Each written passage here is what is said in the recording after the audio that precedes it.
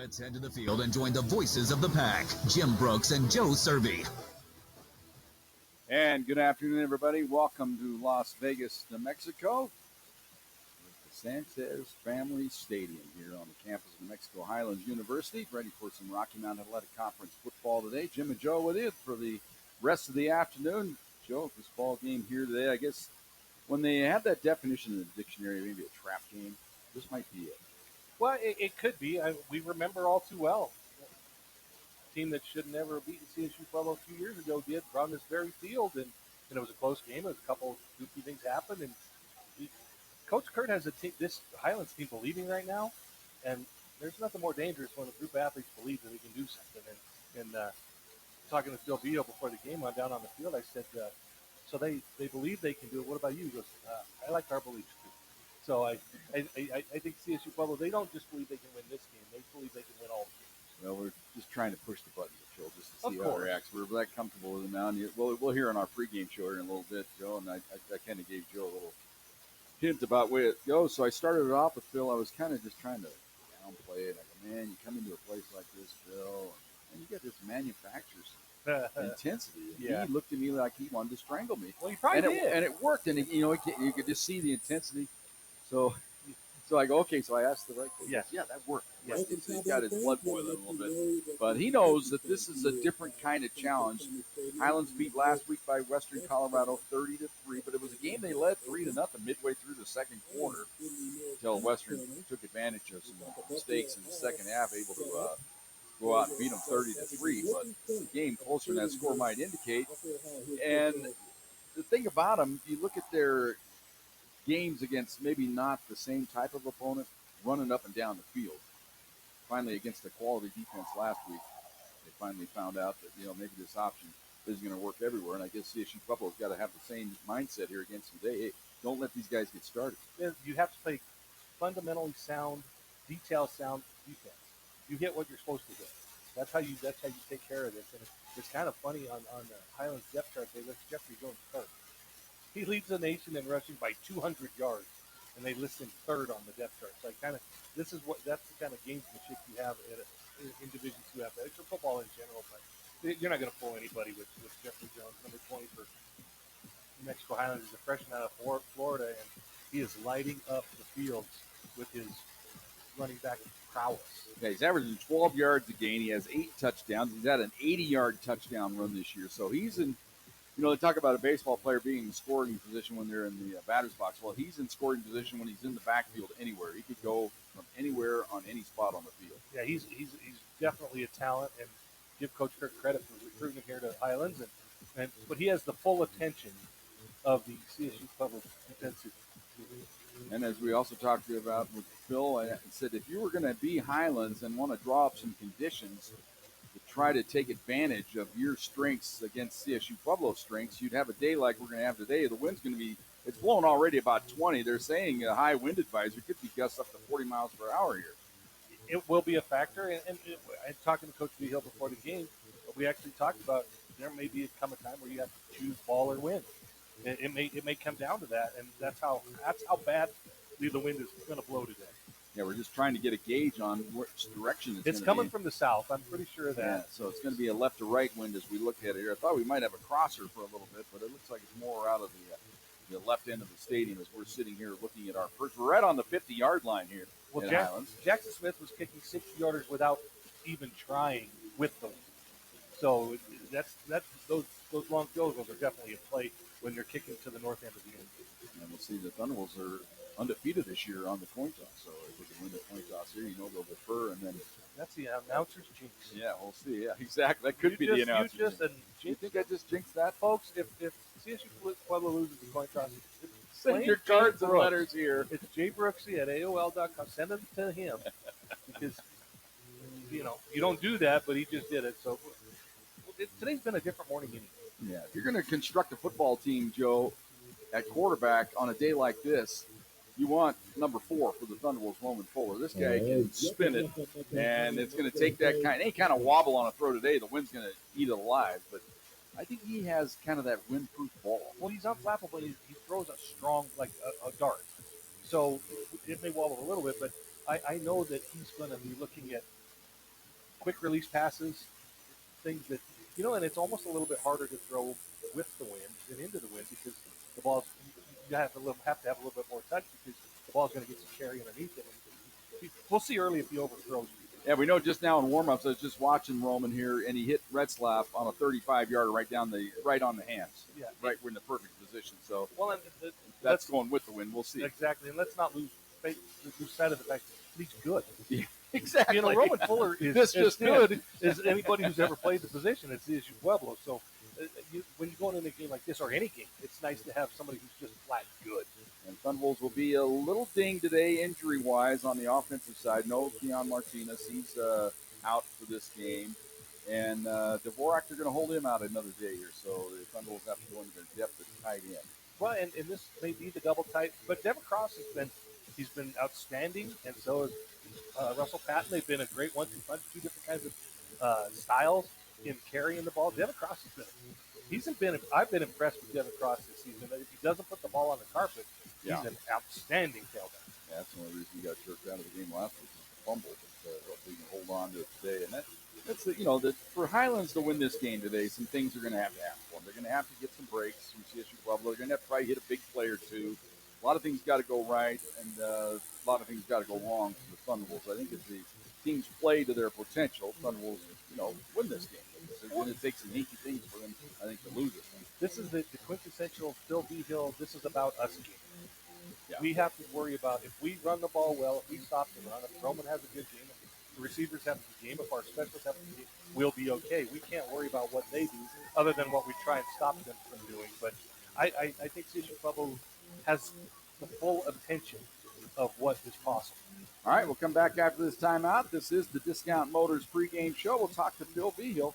It all comes your way next. Thunderbolts football on Fox Sports Pueblo. And welcome back to the Discount Motors pregame show. And joining me now, head coach Phil Behill. And Phil, you come to a place like this, Highlands, it's a little tough to really get up. You kind of have to manufacture your own kind of mojo, don't you? No, you don't. You get an opportunity to play the game that we love, that we practice all year round for. So you get an opportunity, you take advantage of it. And I told our guys today, Warriors dictate the environment, not the other way around. And so we're coming in with the same mindset as we went to Central Missouri. It doesn't matter. We get an opportunity to put the ball down, let's spot that damn thing, and let's go to work. Did I tee that up just right for you there? Got me going a little bit. Thank you. That's good. That was the point of it all there, Phil. But this Highlands Ball Club, you come down here to face this team. I mean, it's a little different than any other team we face all year long. It is. They're talented. They believe that they can win. And, offensively, they're going to run that gun option, and they've got a really dynamic tailback that they're going to hand the ball off to. And if he's not in, they've got the kid. Their backup was the freshman of the year in the conference last year. And so they're going to try to establish the run today.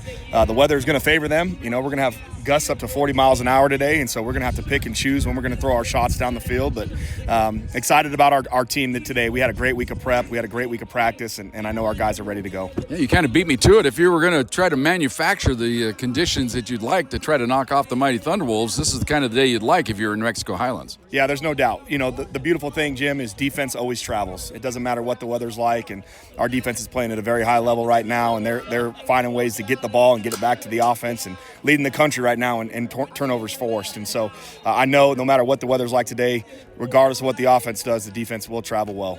Well, with an offense that they operate, I guess one of the keys I would think going in is limit the big plays. If they're going to make them go 10 or 12 plays to have to beat us sooner or later, they're going to break down. There's no doubt. I think that's just offensive football in general. If you can make them earn it, very few teams are going to be able to go on 10, 12, 15 play drives and put points on the board at the end. And so, again, for us, it's a big day for us is first down. If we can stop the run on first down and put them into obvious passing situations on third down, we feel really good about our plan. Then offensively, wind usually affects the quarterback, but Roman's not your usual quarterback. The way he throws that tight spiral and spins it, it's not going to hurt him as much as it would some quarterbacks, I wouldn't think. Yeah, I agree with that. I mean, again, it don't matter. We play in Pueblo, Colorado. We know what the wind is like, and when we get big gusts of wind in Pueblo, we turn around and we throw into it for a reason because we want to make sure that we're ready for games like this. So we're going to go no matter what. We got near perfect weather, and we're going to go make some plays. You have a couple of injuries to deal with. No Dvorak today, no Martinez, but that's why you have depth.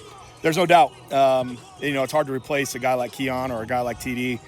They're both really, really good football players, but we've got some really good backs behind them. They were out last week as well, and so our plan is the same thing as it was last week. Next man up mentality. Let's go to work. I thought last week you guys ran the ball as good as you have all year, really imposed your will on the opposition. Yeah, we did, and we got to do the same thing today. We've got to get the ground game going. We got to get those big boys up front to reset the line of scrimmage and get our backs going downhill. The thing we got to do today a better job of is holding on to the football. Last week we put the ball on the ground twice, and we can't do that. And so we've got to make sure that we protect the football and everything that we do. And conversely, with their offense, sometimes it can be a high-risk offense. You look to probably force a couple on their end. Absolutely. I mean, this game is about the ball, and so the more opportunities you have with the ball in your hand, the more opportunities you have to win the football game. And so we're going to try to go get that thing on defense, and we're going to try to hold on to it on offense. All right, good luck today. Thank you very much. Thunderbolts head coach Phil Veal back with more of our Discount Motors pregame show. It all comes your way next on Fox Sports Pueblo. You are listening to CSU Pueblo Thunderwolves football on Fox Sports 1350. Let's head to the field and join the voices of the pack, Jim Brooks and Joe Cervi. And welcome back to a blustery Las Vegas, New Mexico. Thunderwolves football here today against New Mexico Highlands. The high-powered offense for Highlands. They run the option. They'll hit you from multiple angles in the running game. Of course, Thunderwolves is a high-powered passing game, so it'll be a battle of wills today here. But I think Thunderwolves found something last week, Joe, with the running game. I do too. I think because you rely on the pass, because you have Roman Fuller and Reggie Retzloff and DTA, you kind of get a false sense of security knowing that you can throw it whenever you want. But to see Devin Cross and Russell Patton break out, and then when Keon Martinez gets back and healthy, they're solid in the running game. And I think the offensive line has kind of figured out that, hey, we're a good run-blocking team too. We know we can pass block, but we're a good run-blocking. Well, we talk about Highlands on offense, but defensively they're lacking a little bit this year. I mean, they give up 500 yards a game. Yeah, against suspect opponents too. Yeah. It just ends up being a track meet, and then they were able to run by people. They finally came up against a worthy defense last week, kind of slowed them down. And I think some days on a windy day like this, you think it favors the running game, but I think it almost favors the defense of the Thunderbolts more because you don't have to worry about them passing at all because they can't pass it on a calm day. What makes you think you're going to pass it on a windy day like this? And it makes the field tighten up a little bit. 100%. CSU Pueblo is going to focus on the run and say, if you can beat us in the air, beat us in the air. They love their corners in single coverage. They love the roaming safety. They come up and run support all the time anyway. They run the nickel package almost all exclusively now, it seems like. That's what it seems like to me. Their base defense is a nickel package. So, yeah, go ahead and throw it. We'll take our chances against the throw. But, yeah, the New Mexico Highlands defense is porous. Like I said, they've given up 500 yards a game average on defensively. So when you're a high-powered offense like CSU Pueblo, that's kind of licking chops a little bit. Well, we were kidding about it on the drive up when you've got the size that the Thunderbolts have on the wide receiver position. Most cornerbacks now in small college football, they're 5'9", 5'10", 5'11". You don't have the size that you need to go up against these big wide receivers. Especially at Division II, although Highlands may be the exception to that. On both of their corners are decent size. They're not very deep, but they have a couple of decent-sized corners. And, again, Coach Kurt has them believing that they can win this game. And when you get a bunch of college kids who can believe they can do something, you got to watch out because they're dangerous. And we are getting a little bit of a rumor. Their high-powered running back, this Jeffrey Jones, that has almost 900 yards rushing this year, averaging 12.1 a carry. He's a little dinged up. They're saying he missed the second half of last week's game, had his shoulder pads off. So it could be a shoulder issue of some kind. We'll see. We'll find out early whether he's going. But he's not the only guy you have to worry about. They're pretty deep. Yeah, because they focus on the run and because they run that option, all their backs are going to get touches.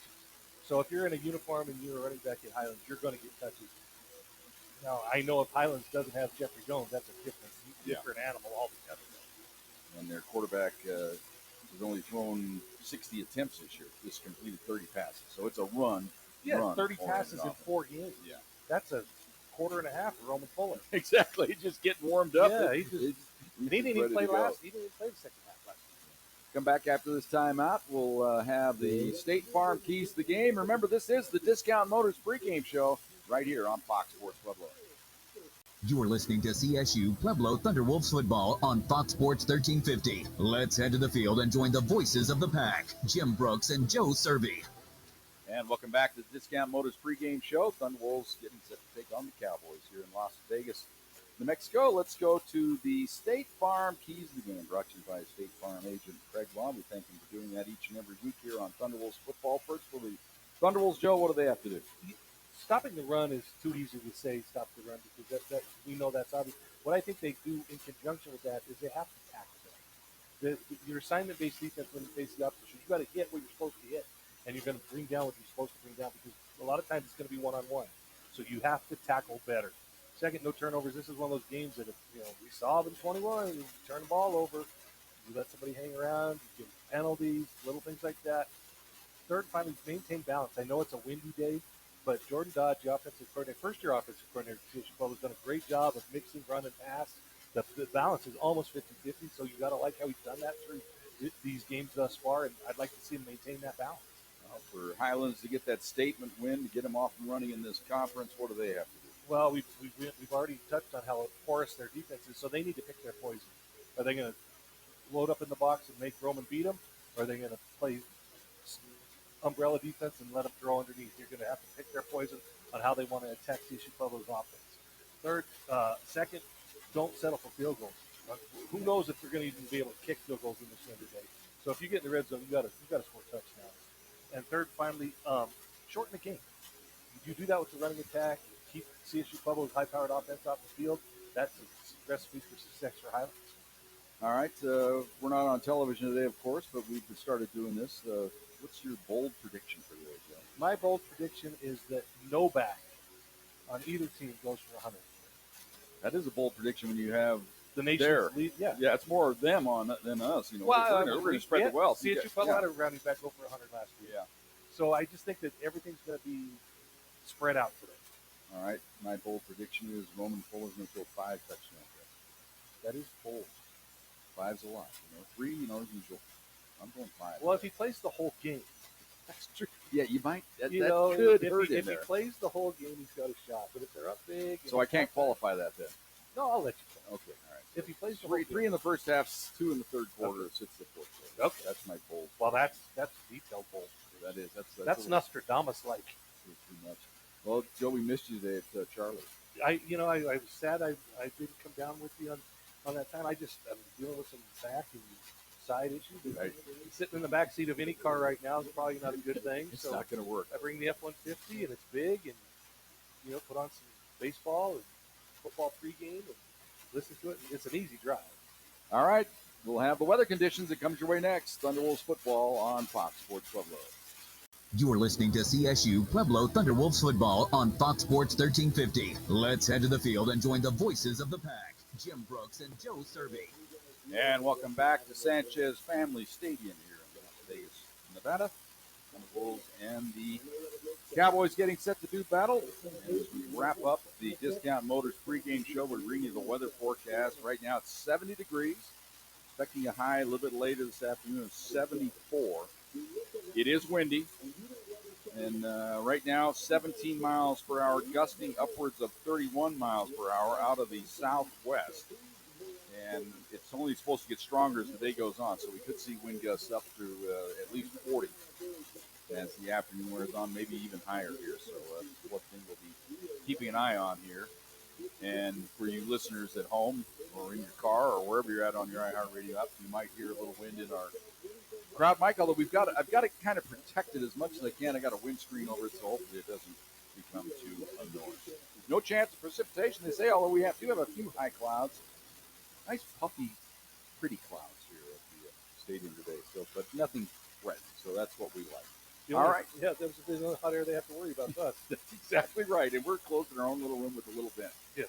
All right. Kickoff is next. Thunderwolves football on Fox Sports Pueblo. You're listening to CSU Pueblo Thunderwolves football on Fox Sports 1350. Let's head to the field and join the voices of the pack, Jim Brooks and Joe Cervi. And welcome back. Sanchez Family Stadium here in Las Vegas. Almost said Nevada. It was right on the tip of my tongue. Wishful thinking, but we are in New Mexico today. Beautiful day down here other than the wind. That's a big if. Yeah, it is. Captain's walking out to the middle of the field. Captains today for Csu Pueblo are Zach Rack, Zach Mikowski, Domingo Prince, Gary Seidenberger, and our guy, Josiah Sample. Now we're going to find out if my ultimate jinx. Yeah, if they lose the coin toss, blame Jim Brooks. Thunderbolts are in red pants and white tops. I like this look. Yeah, I like this. This is a good look for them. You can see the numbers today. Yes, Cecil Harrison's the white hat today, so Pac fans know all about Cecil Harrison. So put some extra time on the recorder. Yeah, it could be a while. He's kind of deliberate. He's deliberate, and they discuss a lot, and they throw a lot. They call heads. It is tails. Jim Brooks. That's Jim Brooks. They haven't lost a coin toss all season because Jim Brooks said they haven't lost a coin toss all season. I brought it up, didn't I?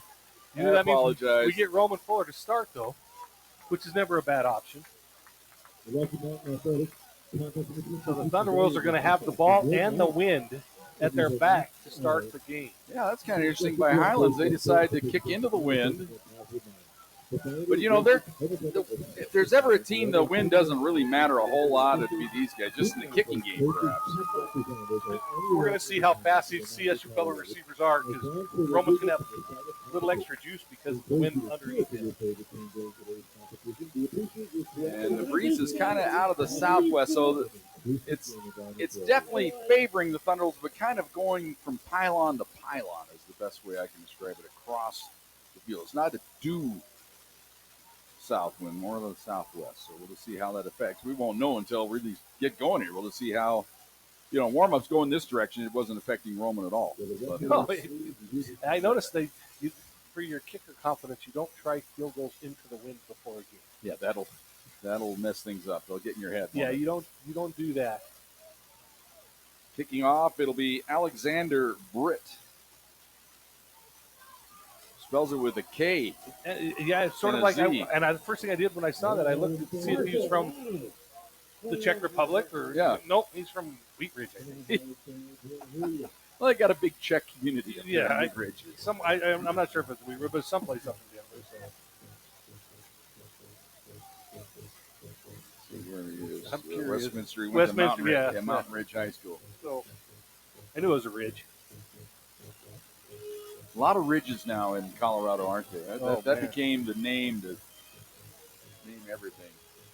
I think there's one called Ridge High School, and there's Ridge Way. Thunder Ridge, Palmer Ridge, Vista Ridge.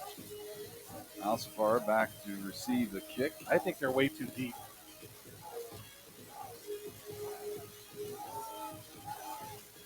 And now, just as soon as they're getting ready to kick, the wind dies down. And somebody new back there. That's Trey Jordan back there to receive the kick as well here for the Thunder. They're on their 10-yard line. They've moved up a little bit now. They were about 5, as Joe mentioned. They were too deep. This is when you worry about them kicking that high pooch kick down there to about the 25, and you get it right in between everybody. The ball could take a squirrely bounce. Let's see how they approach it. Their left-footed kicker. He drives it low. This is a chance for the return here. This is Jordan across the 20, 25, right at the middle, 30, 35. He's got an opening, 40, and a flag comes down here. We're going to get an illegal block on the Thunderbolts. That's the 42-yard line. The return was all the way into Cowboy territory. Boy, they didn't wait long to throw that flag, did they? Yeah, they found something out right away. But Thunderbolts still going to have excellent field position here, but it's not going to be near as good as it was to begin with. Good return. Holding. Number 13. Return team. Adam Sala, the defense, the reserve safety for CSU Pueblo. So the ball marked back to the 30, and that's where the Thunderwolves will start this offensive possession. Ball be spotted on the right hash mark. Retzlaff is wide to the right. They're going to go trips to the left. They're going to flank Bozzi out in the slot to the left, along with Rakowski and Taylor Akins. Fake it into the middle, looking up the right sideline. Back shoulder throw for Retzlaff. It's behind him and out of bounds. A little anxious on that throw for Roman Fuller. Pretty good coverage there by Caleb Harris. Thunderbolts go no huddle. Two wideouts left, single wideout right. Boz this time tighter to the formation. They send Rakowski in motion. Wide receiver screen. He's got it. Tries to make some man miss. Does make the first man miss. He's out to the 35-yard line. So gain of 5 by Rakowski. Had to make that first couple of guys miss right at the line of scrimmage. Gets forward. They're going to spot it at the 34. So it's 3rd down and 6. Not sure that was designed to come back inside, but the way it was blocked, he didn't have a choice. This time Rakowski lines up in the slot to the right. Retzlaff wide right. Taylor Akins is wide left. Ball on the left hash. Bring man in motion. Great drop back by Fuller. Here comes pressure. Gets the pass over the middle. It's caught by Akins. Tries to make a man miss. Gets forward, and he's right at the 40. I think he's got the first down. The linesman coming in here. Has him on the 40. Yeah, so he that spots it right at the 40. You're right, Joe. should be a first down. And it is. They give him forward progress there. It was a good run after the catch by Taylor Akins. He was short when he caught the ball. Well, he had that to make should a be miss. an automatic. Yeah, it was like move the chains, people. Well, 1st and 10, Thunderwolves at the 40-yard line. Trips to the left, double wide out right. Empty backfield here for Fuller. Takes a snap, steps up in the pocket, goes deep down the left sideline looking for Rakowski, overshot it. He got cut up in his route just a little bit. He was a step behind. He had to turn just almost like he crossed his feet just in one stride, and it took him out of his route. The Thunderwolves are taking a couple of early shots here. I think they're saying, we have the wind, let's use it. This time they tighten up the formation. It's a kind of a bunch formation to the left side, just outside the left tackle. Retzlaff by himself wide to the right, ball on the right hash mark. And they're going to give it up the middle. Breaking a tackle is Cross. And he gets forward, breaks another tackle, gets out to the 48-yard line. Devin Cross there with good second effort. Ends up picking up 8 on the play. They'll bring up 3rd down and 2. Now that play was almost blown up at the mesh point. Corey Martin from Highlands, the defensive end, had both Roman and Devin kind of in his sights, and he guessed wrong. This time Retzlaff lines up just outside the right tackle. Very tight formation here. Here on 3rd and 2. Then Cook in motion to the left. He resets, straight drop back, out pattern, and caught by Retzlaff for the first down at the 48-yard line of the Cowboys.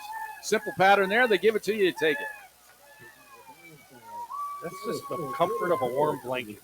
Yes. I need 3, and Reggie Retzlaff's doing a hard out right at the sticks. That's so nice to have. 1st and 10, Thunderwolves at the 48-yard line of the Cowboys. You know, when the season started, you asked Jordan Dodge, you asked the coordinator, what do you do on 3rd and 1, 3rd and 2? Well, that's what you do. Trips to the left this time, single wide out right, cross the back. Cook in motion to the left, straight drop back. Going up the right sideline, looking for Retzlaff, and it's incomplete. There's got to be a flag there. No? A lot of tugging on the jersey that time, and now Retzlaff saying, hey, man, he had my shoulder pad as well. But they just kind of let it go. You know, the Highlands did a good job there. It looked like it was single coverage, and as soon as the ball was snapped, they rolled the safety on top. So Reggie Retzlaff's going to see double coverage all day.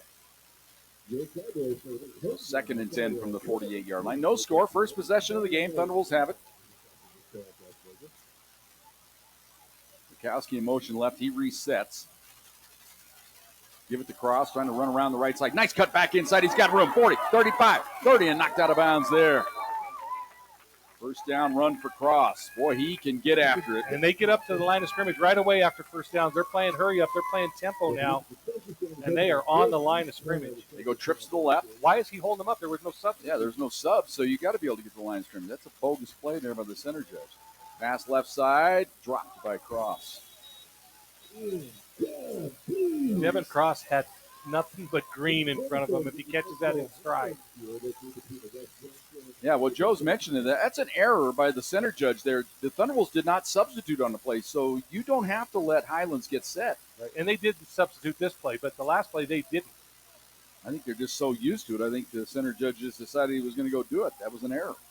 2nd down and 10 from the 31-yard line of the Cowboys. Give it to Patton up the middle. He puts his head down, wedges his way forward. Flag comes down. There's going to be a hold here on the Thunderwolves, I would think.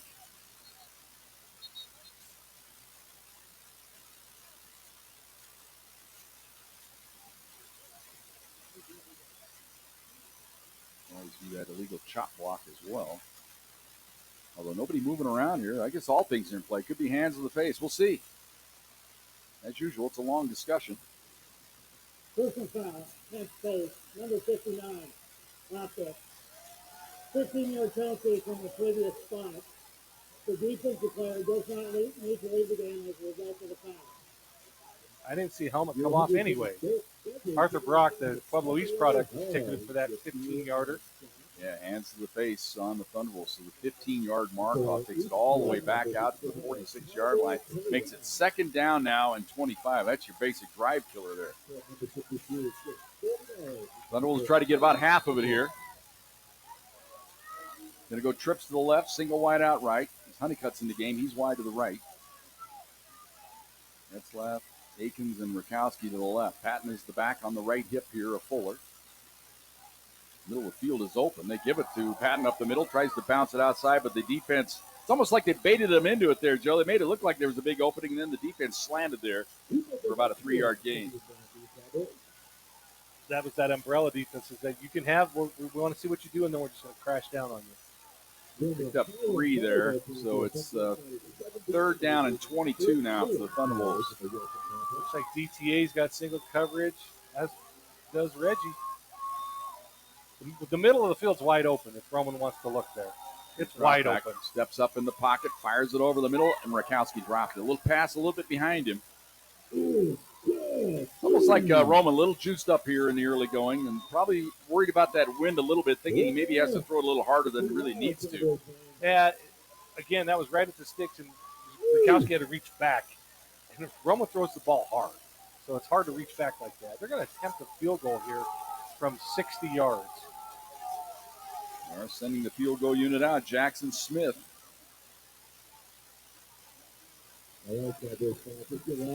So Phil Vigil not going to play field position early in the game. He's going to try to get some points here. So a 60-yard attempt here by Jackson Smith. The thing he has to realize, he's got the wind. He doesn't really have to kick this 60 yards effort-wise. He just needs to kick it normal. Good snap, ball's down, kick is up. It's got plenty of height. It's on the way, and it is good! 60-yard field goal, and he is celebrating Jackson Smith from way downtown. 60-yard field goal. Incredible kick there. And was good from 70. Oh, yeah, it goes into the beer garden back there. It was good from 70. And that's the thing he had to realize. He didn't have to put any extra effort into that thing. Just kick it normal. And we are going to get a timeout on the field. 10:56 to go here in the first quarter. 3-0 Thunderwolves on Fox Sports Pueblo. You are listening to CSU Pueblo Thunderwolves football on Fox Sports 1350. Let's head to the field and join the voices of the pack, Jim Brooks and Joe Cervi. Well, Joe, it's not often that you could say that was a 60-yard no-doubter, but that was. Again, it was good from 70. That ball went through the uprights, halfway up the uprights. And I think you made it for, he didn't have to give extra juice. It was just a nice normal motion from right in midfield. Yeah, had plenty of height. Just kicked it like a normal, he kicked it like a 40-yard effort. Yeah, the great thing about Jackson Smith, he wasn't even the kicker to start the year. Right. He was not the starting kicker when they broke camp. Well, if you'd have saw the last scrimmage of the year, neither kicker could make a field goal, and it was kind of a, little tense. Well, Evan Lyons is going to be the kickoff guy, and this will not be returned. That's my bold prediction. That's very bold. Look out, beer garden.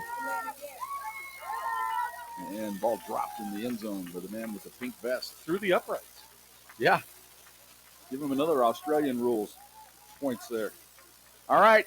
First chance to look at this Highlands high-powered offense. Cade Bosky, the defensive coordinator for CSU Pueblo, I said this is an assignment-based attack today. And I do not see Jeffrey Jones. Yeah, looks like they're going to start Mason Peterson back there with a blocking back as well.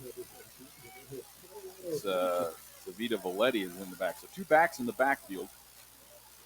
Dengu is the quarterback. Bring a man in motion. Now reverses to the right side of the formation.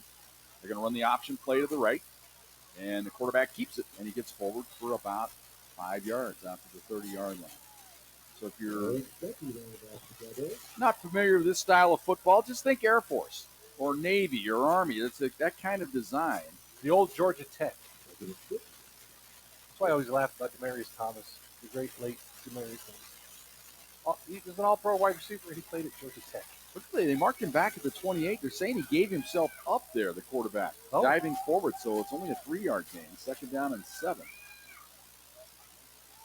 To me, like he was just diving forward, but their interpretation, quarterback giving himself up. So 2nd down and 7. And they give it right up the middle and forward for the 1st down. That was a nice opening up the middle there. Gain of about 7, 1st and 10 for the Cowboys. That's Mason Peterson. He's a redshirt sophomore out of Philadelphia, PA. Peterson averaging 6 yards a carry this year, has scored a touchdown, has a long run of 42 yards. But they are missing their home run hitter, Jeffrey Jones, not getting the start. We'd heard that he might not go today. They said it was a game-time decision. You never trust what you hear. Yeah, exactly. See if we can pick him off on the sideline. Thunderbolt stunning across the defensive front. Play being changed by the Cowboys at the line of scrimmage. Now they bring a man in motion. Now they're going to run a quarterback keeper and trying to get away, and he's tipped down and sacked. Gary Seidenberger. He read that beautifully, and there's your assignment-based defense, Joe. That was Seidenberger's man, and he took it. Nobody goes east to west at linebacker as good as Gary Seidenberger. Loss all the way back to the 32-yard line. Having some clock issues here early in the game. 2nd down and 13 upcoming for the Cowboys. You know, I noticed the play clock didn't start on the field. 2nd and 13.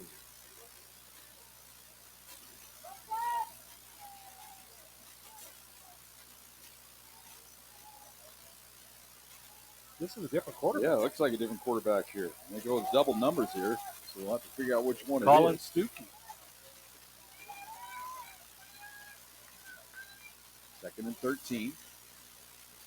And he runs the option play left, cuts it back inside, big opening. He's got the 1st down and more into Thunderwolves territory. Kind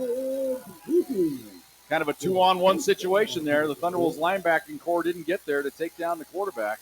The good read by Stuckey. He knew exactly what he saw. He guessed right, let's put it that way. He knew exactly where to go with the ball. And that was calling his own number. Well, Stuckey, he's number 3 on the depth chart. I didn't even have him on my chart. Their number 2 quarterback was Zamarian Harper. So Stuckey getting the call here, and he's good there on that play. 1st and 10 for the Cowboys at the Thunderwolves 48-yard line. 3-0, Pack lead it. First possession of the game for the Cowboys. Send a man in motion. They're going to give the jet sweep around the right side. Nice cut back inside the 45 down to about the 41-yard line. That's Mike Jones. Takes it on the jet sweep. What I like about Highlands' offense so far is they're playing fast. They're getting off the ball, and they run this precision option, and they're getting off the ball quickly. Gain of 7. It'll be 2nd down and 3. 7:40 to go here in the first quarter. 3-0, Thunderwolves on top. Please do turn off the play clock. Play clock will be kept on the field. They were having issues with the play clock, and they just told them to turn it off. Because it goes from 40 to 25. They're trying to figure out where it should be now with the keeping it on. They just said to turn it off. Set the game clock. 7 minutes, 33 seconds. 7, 3, 3.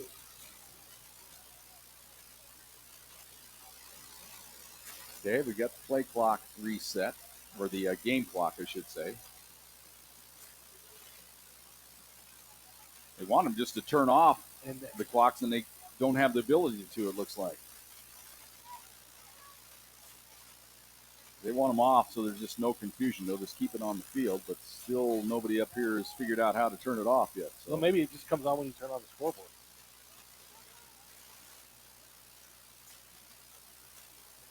Nice little break in the action for Csu Pueblo. Let's catch your breath a little bit. You got to realize we're at 6,600 feet. We're higher than Denver by 1,000 feet here in Las Vegas, New Mexico. This place is actually higher in Durango, isn't it? It is. This is up there, 6,700 feet. So still an issue here with the game clock. I'm just going to go out and plug them.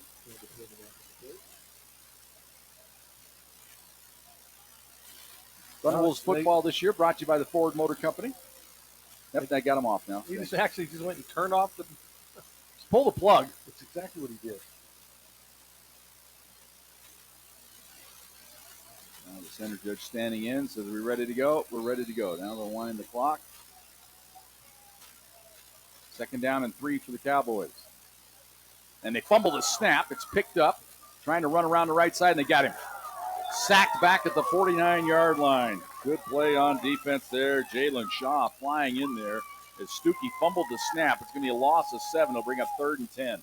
Those timing plays, when you get the ball on the carpet like that, your linemen they're helpless. The first obvious passing down for Highlands.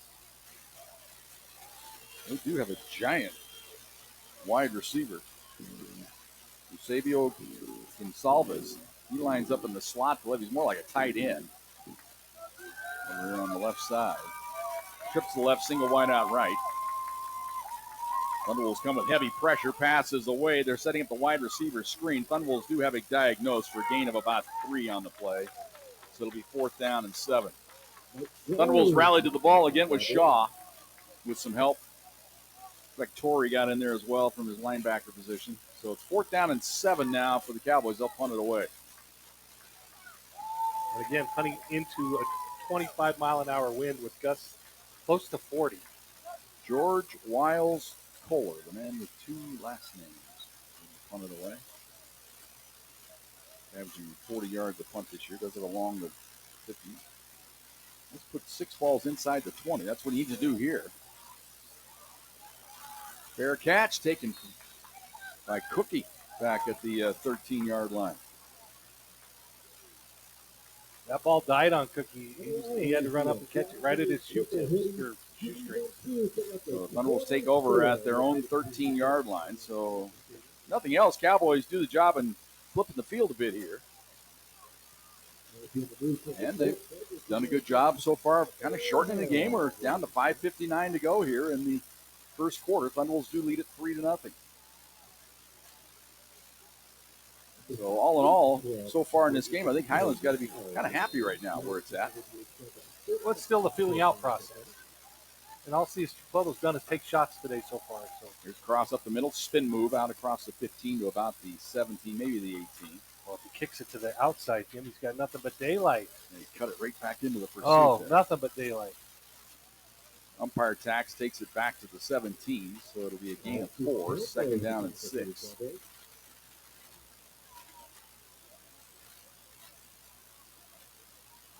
And they fake it, go up the sideline, back shoulder throw, caught by Retzlaff out at the 40-yard line. Boy, did he set that one up well. That's just unfair. It's a basic back shoulder throw there. Just have Retzlaff run up the sideline, and he's in perfect sync with Fuller. Fuller throws it to a spot, and Retzlaff stops and makes the grab.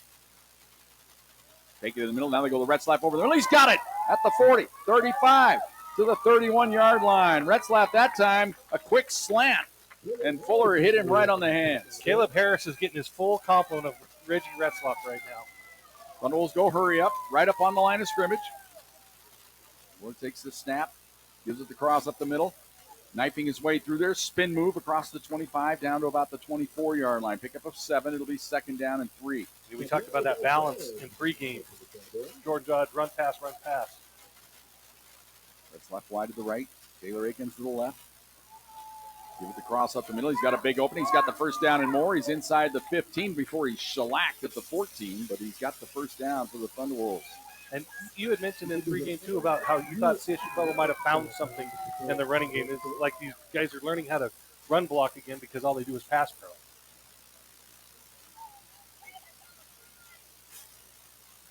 Tell the mom who's the mom in the stands. Way to go, line.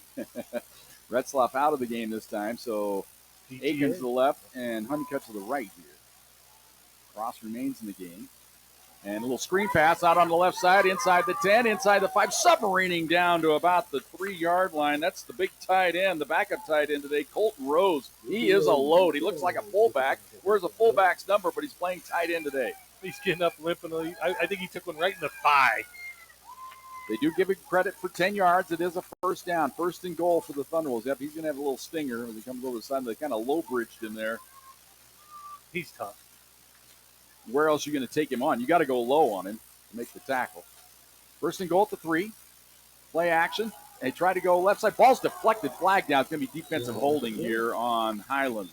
They were trying to throw an out pattern that time to Taylor Akins, and he was being mugged over there on the left side. Ball was deflected at the line of scrimmage, but it was a hold before the fact here, so it'll be an automatic first down. Personal foul, face mask, number 1, Csu. The penalty will be enforced half the distance to the goal in the previous spot. Automatic first down. Well, he was holding him by the face Yeah, I was mask. going to say, so he held him just by the grill.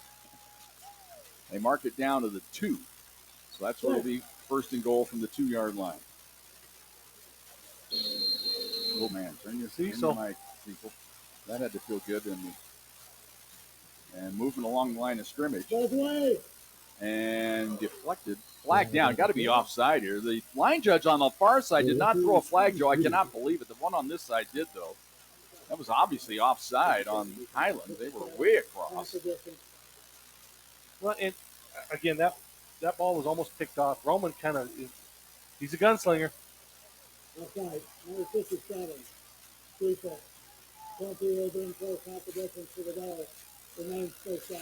That was a take your pick on who was offside. The whole defensive left side came across the line there. So first and goal now from the 1 for the Thunderwolves. Fuller operates from the gun exclusively. Got Cross on his right hip. Rosario Scott in the ball game to play the extra tight end. They give it up the middle, wedging his way to the goal line. They power him in. Touchdown, Devin Cross. And he flips up. That takes some skill right there, Joe. You're flat on your back and flip yourself up for the touchdown. That's a Brian Corsi All-State Insurance touchdown. Again, this is a high-powered offensive attack with air, and they score on the ground. Good for Csu Pueblo. That was a good mixture on that. It was great balance, taking advantage of what the defense gives you. And sometimes Roman Fuller locks in on these receivers, and why wouldn't you? But you got a great running game, and you need a yard. Well, Jackson Smith only has to kick this one 20 yards after the 60-yarder earlier. This is an extra point try. Ball's down. Kick is up. And it is good. He sent it to the field house. 3:10 to go here in the first quarter. Thunderwolves lead it 10-0.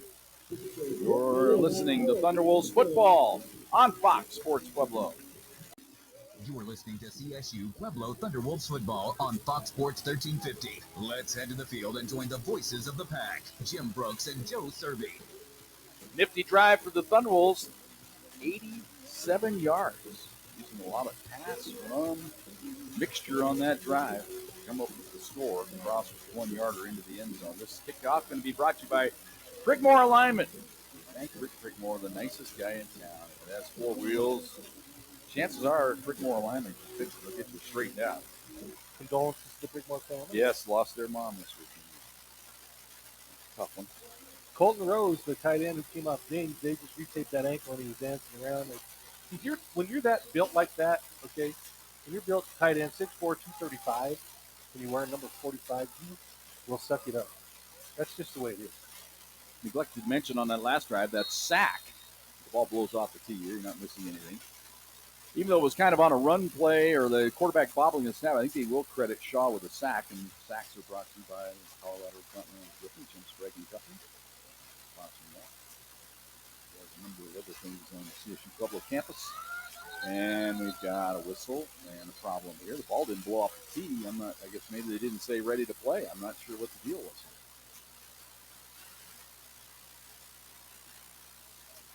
I don't think Cecil was ready. Come on, Cecil. Like, what else do you got to do out there? You're going to make them re-kick it. Well, if you're going to re-kick it from this side, that's okay. Oh, I know why. Because you have to have it, once it blows off, you have to have a a holder. And they didn't have a holder, though, so you have to make that change. Okay. I thought you got 2. I thought 1, Yeah. and then if it happens again, you had to do it. But it's not going to matter. Kick. And the wind takes it out the back of the end zone, just a formality there. So they come out to the 25. So Highlands right now, you got to feel like they're up against it. You know, last week they led 3-0 midway through the second quarter against Western Colorado. Western then scored 30 in a row on them. Now the Thunderwolves have scored 10 straight on them here. So their last basically 4 quarters of football, they've been outscored 40-0. So they need some confidence here. And are they sticking with Stuckey at quarterback? Sure looks like it. He's the man today. But their star running back, Jeffrey Jones, has not seen action. He told it was going to be a game-time decision. Game time, he decided he wasn't ready. And handed off left side. Thunderbolts are right there. Sampleton swallowed that one alive for a loss of a yard. If you're a defensive lineman and going against an offense like this, it's great because you just hit whatever move. You don't have to think about it. You just grab whatever you see. And Josiah Sampleton. He's like an eclipse out there. There's no light going to get past him. No. Nothing going to get past him. He was a great guest on the coaching show. Yeah. Remember the 2,000-pound club. That's your powerlifting numbers. High school record in Texas. Yeah, you add up your bench, your deadlift, and your squat. And pick the counter play. Pick the pass play. Blitz is on. They got a sack. Off the edge, and it's Jackson coming through there. Or Tremonti Jackson. Yeah, it was Tremonti Jackson. On the corner blitz. He better be careful. If you get a sack like that and get a taunting foul, you will be on the bench. He had 2 picks at Central Missouri. No, at Mason. Excuse me. Another Colorado Front Range roofing sack. Hope to be able to mention that about 10 times today. That'd be fun. Not going to happen because we run the ball all the time, but hey, we can still wish for it. So 3rd and forever here. 3rd and 16. They're going to run it up the middle. And nice cut there to get out across the 25 to about the 28. Good game, but they needed a lot of yards to get there. And Pete McCaney able to make the stop from the secondary position. It's a good thing he made the stop because they might have had something going up the sideline there. He was the last man. You know what I noticed about these Highlands offensive linemen, though? They get their blocks and they stick them 6 yards downfield or 7 yards downfield. They're doing a great job. That's how you block an option offense. And they're doing an excellent job. They're not very big. They're very active. Wiles Kohler in to punt it away.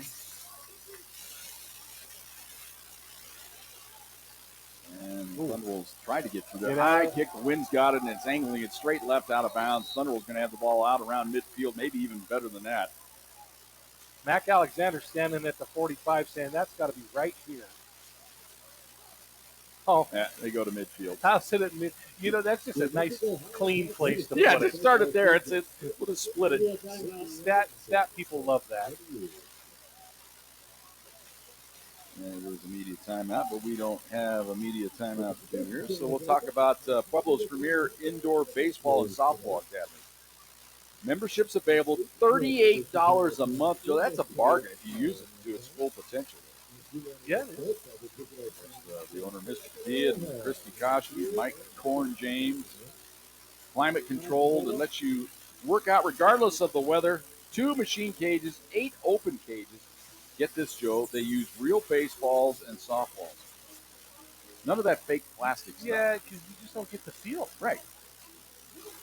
And that's been a novel idea. It's kind of it's taking off nationally, but we're lucky to have one of the earliest renditions of it here in our town of Pueblo, Colorado. So they do a great job. And, of course, Pueblo, a hotbed for not only baseball but softball as well. Great tradition. I did that old job for a lot of years, and I'm not sure I covered anybody that was a better athlete than Christy Koshby. Christy Zanani at the time. You know, she was a national punt, pass, and kick winner. Yeah. Not just I won it at City Park. Yeah. She won a national contest.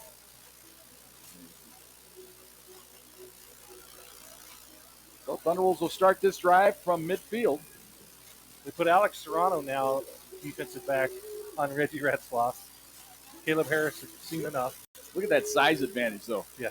Reggie is a full head and shoulders above it. He doesn't even have a matching helmet. Yeah, he's got kind of the light purple. Like a scout squad helmet. Thunderwolves will run the ball. This is Patton. He's tripped up. He tripped over his own guy there. I think that was Bozzi blocking as he went to cut into the middle field. Right when it was about to open wide, he tripped. He fell forward for 4 is what he did. So 2nd down and 6 from the Cowboy 46-yard line. It's 10-0. Thunderwolves lead it here. We're under a minute to go here. Down to 35 seconds to go in the quarter. Bozzi in motion. Resets now. Reverses back to the left side of the field. Straight drop back by Fuller. He's got time. Pass up the left sideline. That's dangerous. That's intercepted. Yep. Interception by the Cowboys as Fuller tried to loft that one over the cornerback, and the safety was there. Easy catch there. Not sure what Roman saw. Yeah, that was a layered route. Rikowski was in double coverage, basically. He had a safety or corner underneath and a safety over the top. So that was easily the worst throw and decision that Roman's made this year. And that's plenty of time to atone for it. But Highlands now will take over at the 27-yard line. We'll see if the turnover lights a fire under their offense here. One of the keys to the game today brought to you by Craig Law and State Farm Insurance. Don't turn the ball over. Well, Thunder will commit the first turnover of the day. Just after your defense has a great stand. Ball in the right hash. And they hand it to the big guy up the middle, and he goes nowhere and has to like it. That's Tavita Valetti. Averaging 6 yards a carry. He's kind of a change-up type runner. Thicker.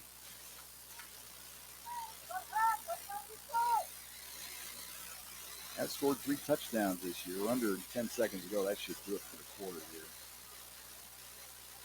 And time does run out. That's the end of the first quarter. 1 quarter in the books here from Las Vegas, New Mexico. Thunderwolves lead it 10-0. You're listening to Thunderwolves football on the home of the pack, Fox Sports Pueblo. You're listening to CSU Pueblo Thunderwolves football on Fox Sports 1350. Let's head to the field and join the voices of the pack, Jim Brooks and Joe Cervi. 10-0 Thunderwolves. We're back here at Sanchez Family Stadium here in Las Vegas, New Mexico. Going to get a facelift here. We'll talk about that here as we go on. Going to invest a lot of money here at the old ball yard. Here's the option play to the right. Keeps it to the last minute, pitches it to the man that's out of bounds, basically. Thunderbolts strung it out. The late pitch came to Montalvo, and he was basically out of bounds where he fielded the pitch. Yeah, Miles Sprague did a great job of just shoving that to the sideline. It's going to bring up 3rd down and 8 now. The ball at the 29.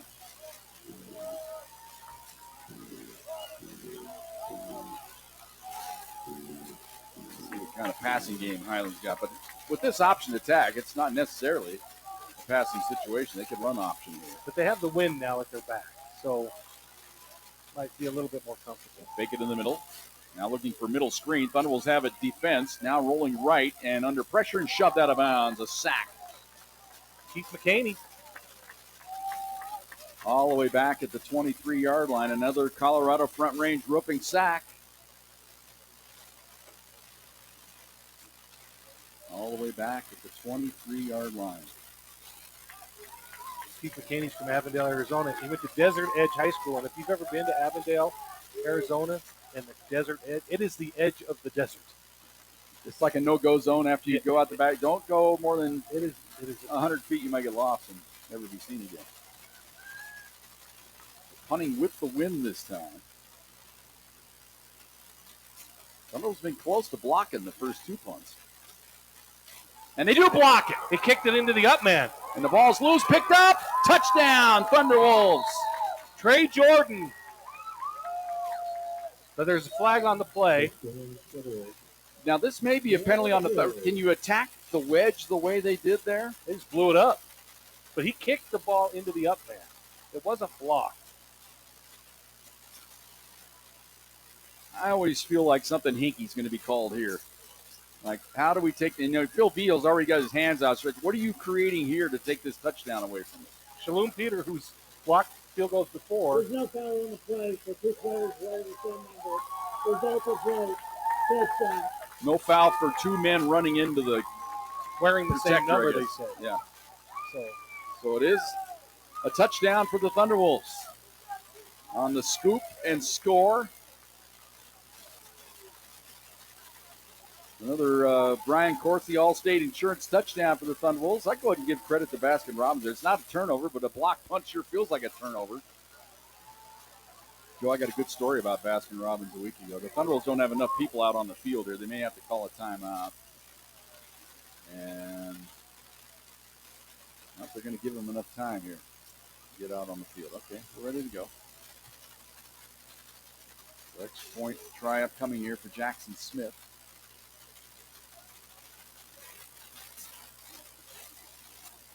Good snap, ball thing. And it is right through there. 13:39 to go here in the second quarter, and the Thunderbolts now on top, 17-0. A special teams touchdown. So it's almost like the pressure was, they almost got them the first two times, and it's almost like the up guys kind of backed up a little bit. It's that Shalom Peter He's a menace. He has got that timing down. He did it all last year as well. He's been close today. He's been close all season. I was going to tell you about my Baskin-Robbins story. So after the game last week, of course, I went to Thunder Zone, which I do after the games. Had the green chili cheeseburger. Awesome. Unbelievable. So I thought, you know what? We talked about Baskin-Robbins the whole game. Don Nacarado texted me saying, hey, I talked about chocolate chip. He says, baseball nut. That's the way to go. Baseball. And I remembered. I go, yeah, I've had baseball nut. So I drive out to the Pueblo West. They have the drive-through out there, Baskin-Robbins. So I get in line, get up to the window, go to pay. The car ahead of me paid for me. Oh, pay it forward. So then I'm going, I asked the guy at the window, I go, does that mean it's like, is that kind of night? Yeah, he goes, $38 behind you. Just You're go good. forward. I go, okay, thank you. Thank you for the tip. Yeah, pay it forward, but only if it's a single scoop. So if I see you next time at Baskin-Robbins, maybe on the way home, I'll hit the one on Prairie maybe tonight because they're open late. You have to drive through there. Maybe go into Baskin-Robbins and get another baseball nut. That's kind of on your way home. But yeah, it'll work. Well, I'm just come up from I-25. Well, I'm parked at the Hampton Inn on the south side, so I'm close. Free advertising to let us use your parking spot. Yeah, exactly. Thank you. Here's the kick taken at the 5-yard line across the 10, angling to the left. 15 gets a block. 20, convoy. 25, 30, 35. And now a flag comes down, 2 flags back at the 30-yard line. So that little bit of cheating there in the wedge. Convoy. That set up beautifully, didn't they? But somebody reached out and touched somebody there. Plus, you know, we don't pick on it, but this is probably of our crews in the conference. This is the most flag-happy crew in the conference. Holding. They do like to throw. Two more touches on the spot of foul. First down the next Ohio. So it marks it back to the 20. That's where the Cowboys will start. It's 17-0 here. Thunderbolts on top, 13:30 to go in the second quarter. Highlands been unable to get anything going here. They've had a couple of decent runs, but not a lot here so far in this game. Thunderbolts defense now trotting out to the field.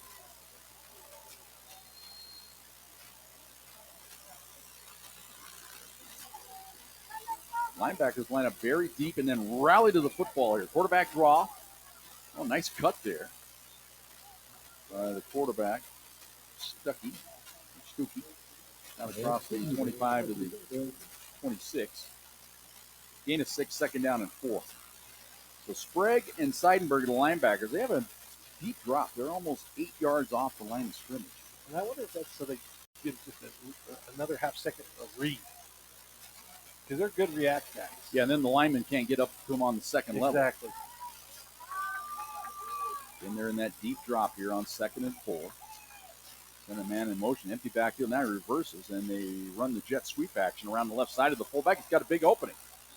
So they sent the fullback that time in motion around the right side. That's the backup fullback, Jaden Montalvo. He goes in motion right, then reverses, and he ends up being the jet sweep man. First down out to the 38-yard line. Kind of a creative look. Yeah, and he had some quicks. He got there quick. He remains in the backfield here. Two tight ends set this time for the Cowboys. Run the option play to the right. Quarterback keeper cuts it upside, and he's got about 6 or 7 on the play out to about the 43-yard line. Miles Sprague coming across. Again, running east to west. Well, Stuckey is a true freshman out of Cibola, Texas. So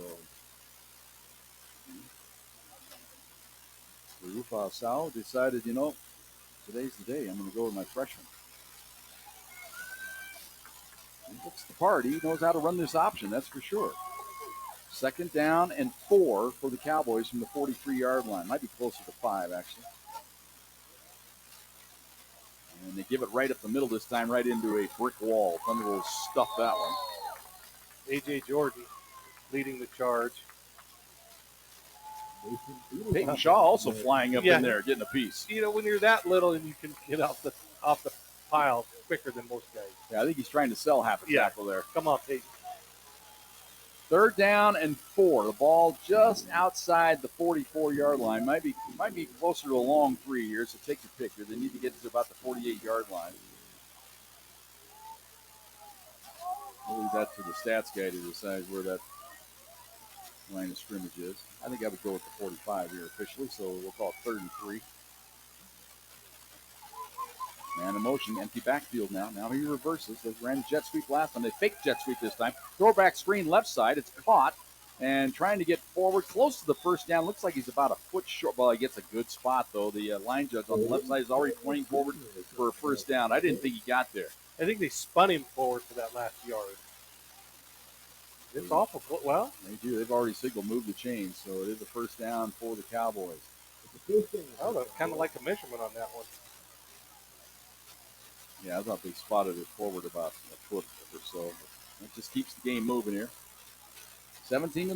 Thunderwolves on top. Highlands with the ball at the 48-yard line of their own. Full house backfield this time. And they fake it in the middle, run the option play to the right. Thunderwolves stringing it out, and they make the stop. Tough to outrun the Thunderwolves. Seidenberger with some help there along the way. Jalen Booth also flying to the ball there that time. Tough to get outside on the pack. We talked about Jalen Booth, 6'1", 235 as a defensive lineman, but he's wiry.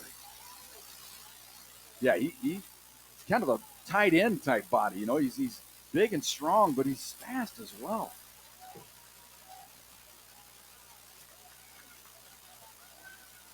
Second down and 10 from the 48-yard line for the Cowboys. Single back this time. Fake it. Look over the middle. Here comes pressure. And getting away for the moment, but tripped up. Pretty good play there on defense.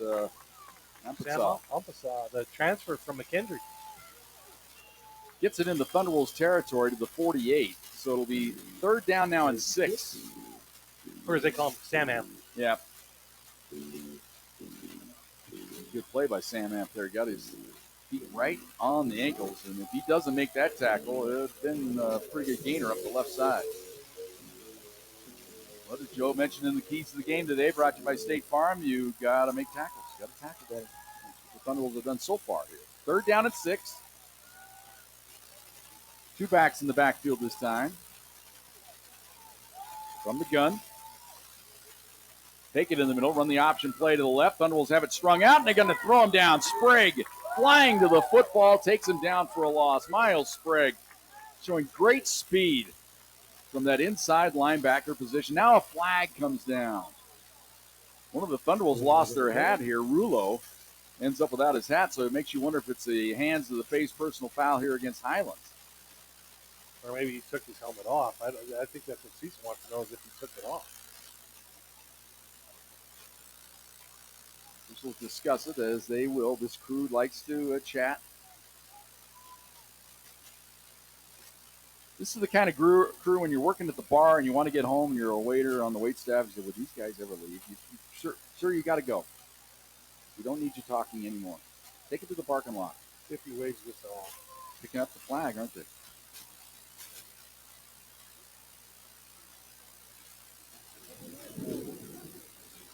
There's no foul for a Csu Pueblo player taking his helmet off. The helmet came off during play. Number 24 must get out of play. Okay.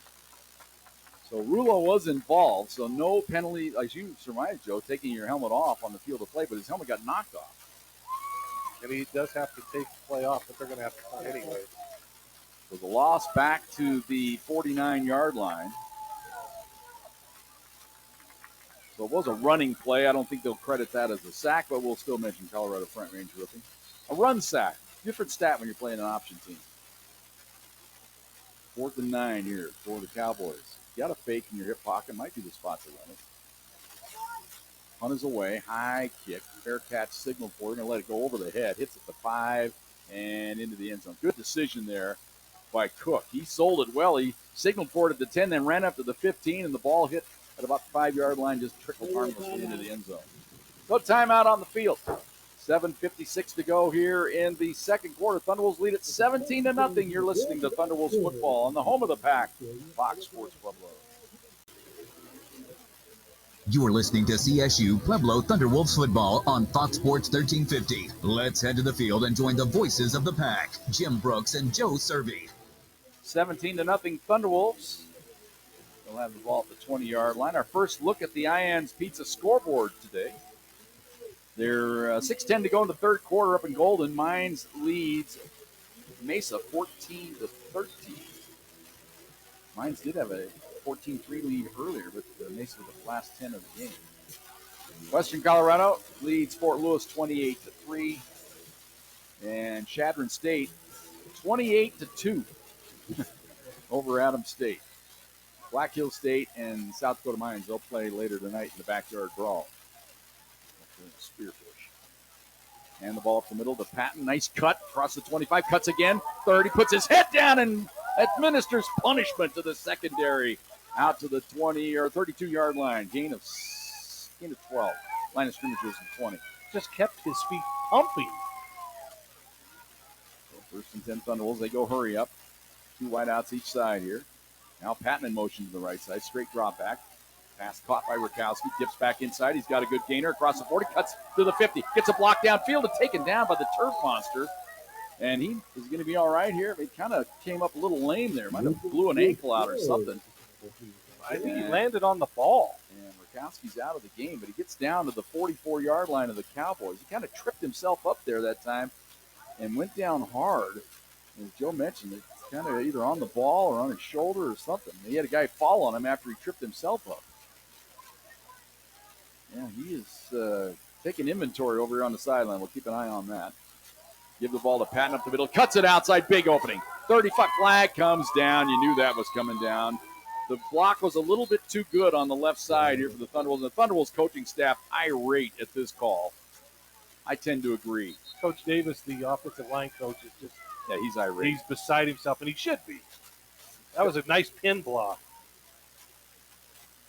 He's walked down to the 30 away from the field of play right now. Yeah, he doesn't. That's how upset he is. He doesn't want to be heard what he's uttering. Holding, number 81, offense. And they call it on Bozzy. Bozzy takes his hands to his face. But I said, I wasn't anywhere near it. I think the guy that probably the flag might have been on Etheridge. He was over on this left side. But I did not in any way see that to be holding. That looked like the old know your geography flag coming out after the home or the road team just ripped off 20 on you. So it's 1st and 20 back at the 47-yard line. I'd love to see that one on film again. And fumbles the snap. Fuller has it, gets the pass away, trying to get it to Retzlaff incomplete. So Fuller did a good job of saving the yardage there by getting rid of the ball. Reggie did a good job of getting in the area. So it came back to it. Yeah, that easily could have been grounding if nobody came back there. But Retzlaff worked his way back. That was a good alert play. That's his football IQ. Yeah. He might have one of the highest football IQs we've ever had at CSU Pueblo. So 2nd and 20 now from the Thunderwolves. They lead at 17-0. Man in motion. That's Cook. Straight drop back. Fuller steps up. He's going down the middle field. He's got a man open, and the pass held up in the wind that time, allowed the safety to get back and deflected. Honeycutt was open, Joe. Would have been a touchdown on a normal day, but the ball floated just a little bit there at the end, allowed the safety to get back on it. But again, that was strictly a wind-aided incompletion because it was perfect. Honeycutt had his man beat by 3 yards that time. So now 3rd and 20. Trips to the right, single wide out left. Patton in the backfield. Adjusts to the left hip now of Fuller. Ball snapped. A low snap And again. we got a flag. Going to be a false start here on the Thunderwolves. There was a low snap again, too. Arthur,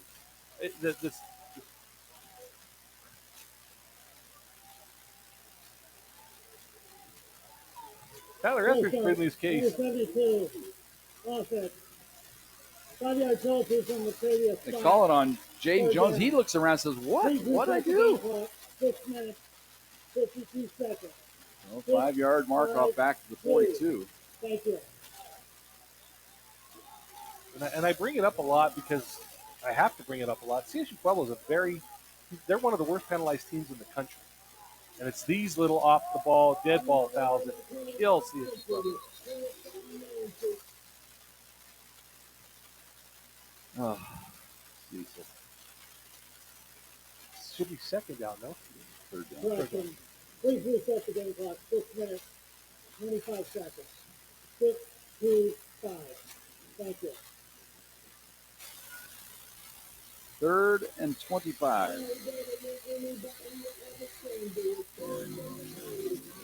That's your perfect down and distance.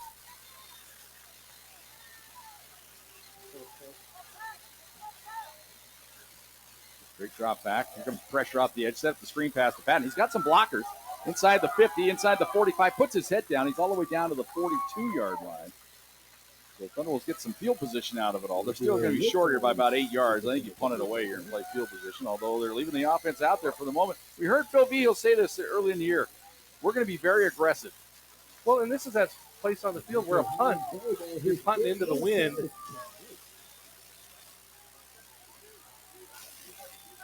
Man in motion to the left side. And they get him offside, so a free play. Fuller, pump fake, now going down the sideline. Jump ball caught for the first down inside the 20, down to the 18-yard line, Taylor Akins. So you get the free play on the offside, and Fuller just threw it up for grabs, only where Taylor Akins could get it. He's so good, and he's so tall. I mean, DTA is 6'4", 200. So mark that one down. That's why you stay aggressive on offense. Thunderwolves get them to jump. And then it was literal jump ball. Those 50-50 balls with TA and Reggie, Csu Pueblo will take their chances every time. So the ball down to the 18-yard line. 1st and 10 for the Thunderwolves. Already on top, 17-0. Patton lone back on the left hip here of Fuller. Fake it to him. Look up, back shoulder, right side, incomplete interference on New Mexico Highlands. Didn't allow Akins to get back to the ball. That's an easy call.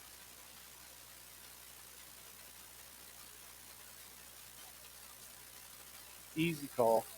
Officials still have to talk it over. They got to figure out exactly where it happened. Well, they both threw their flags, which it's a spot foul here.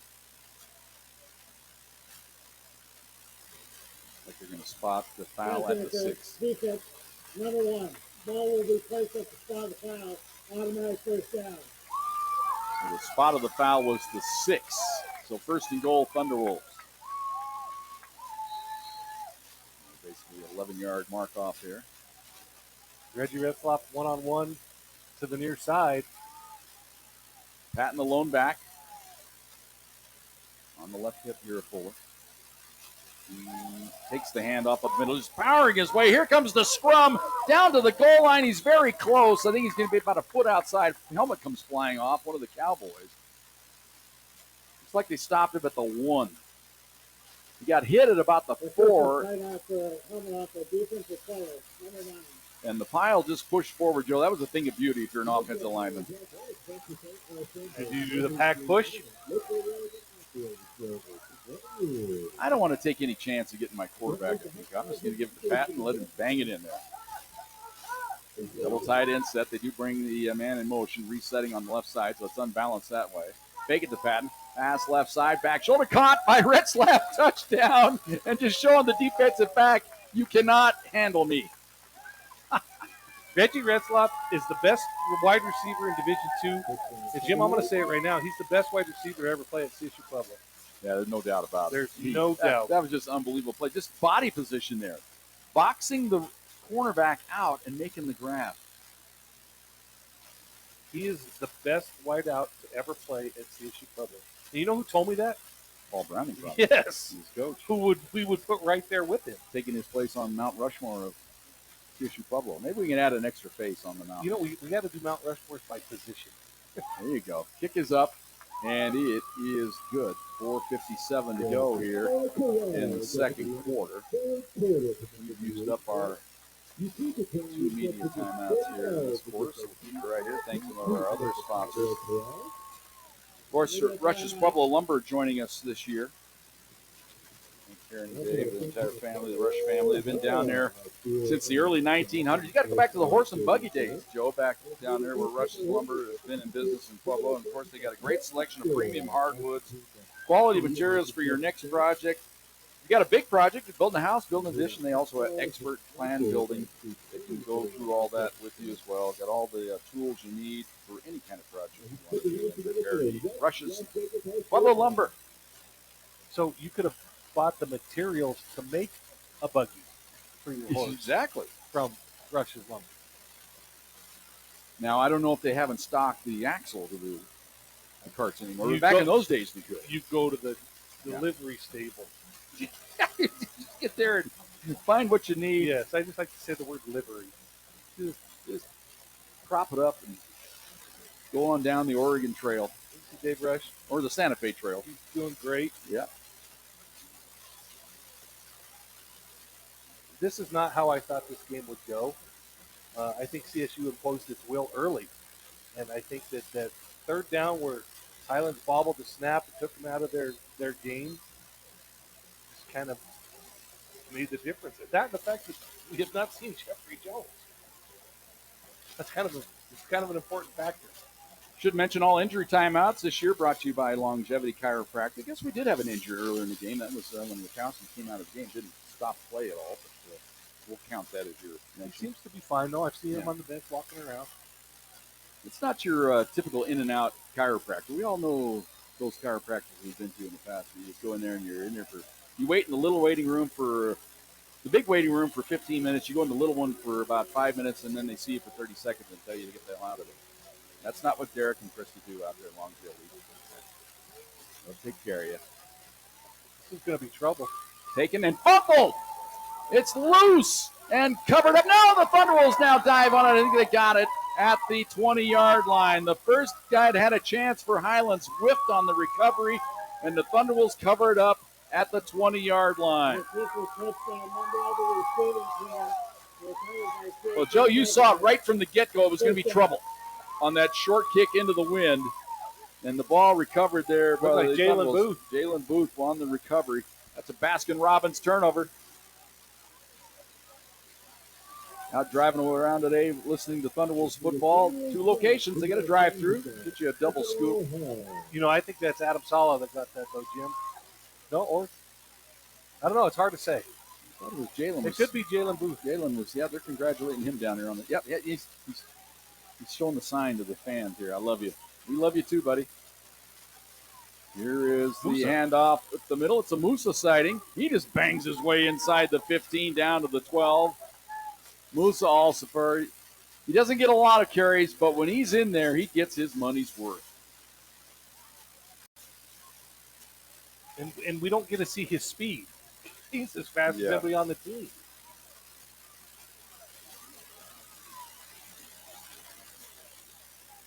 Second down.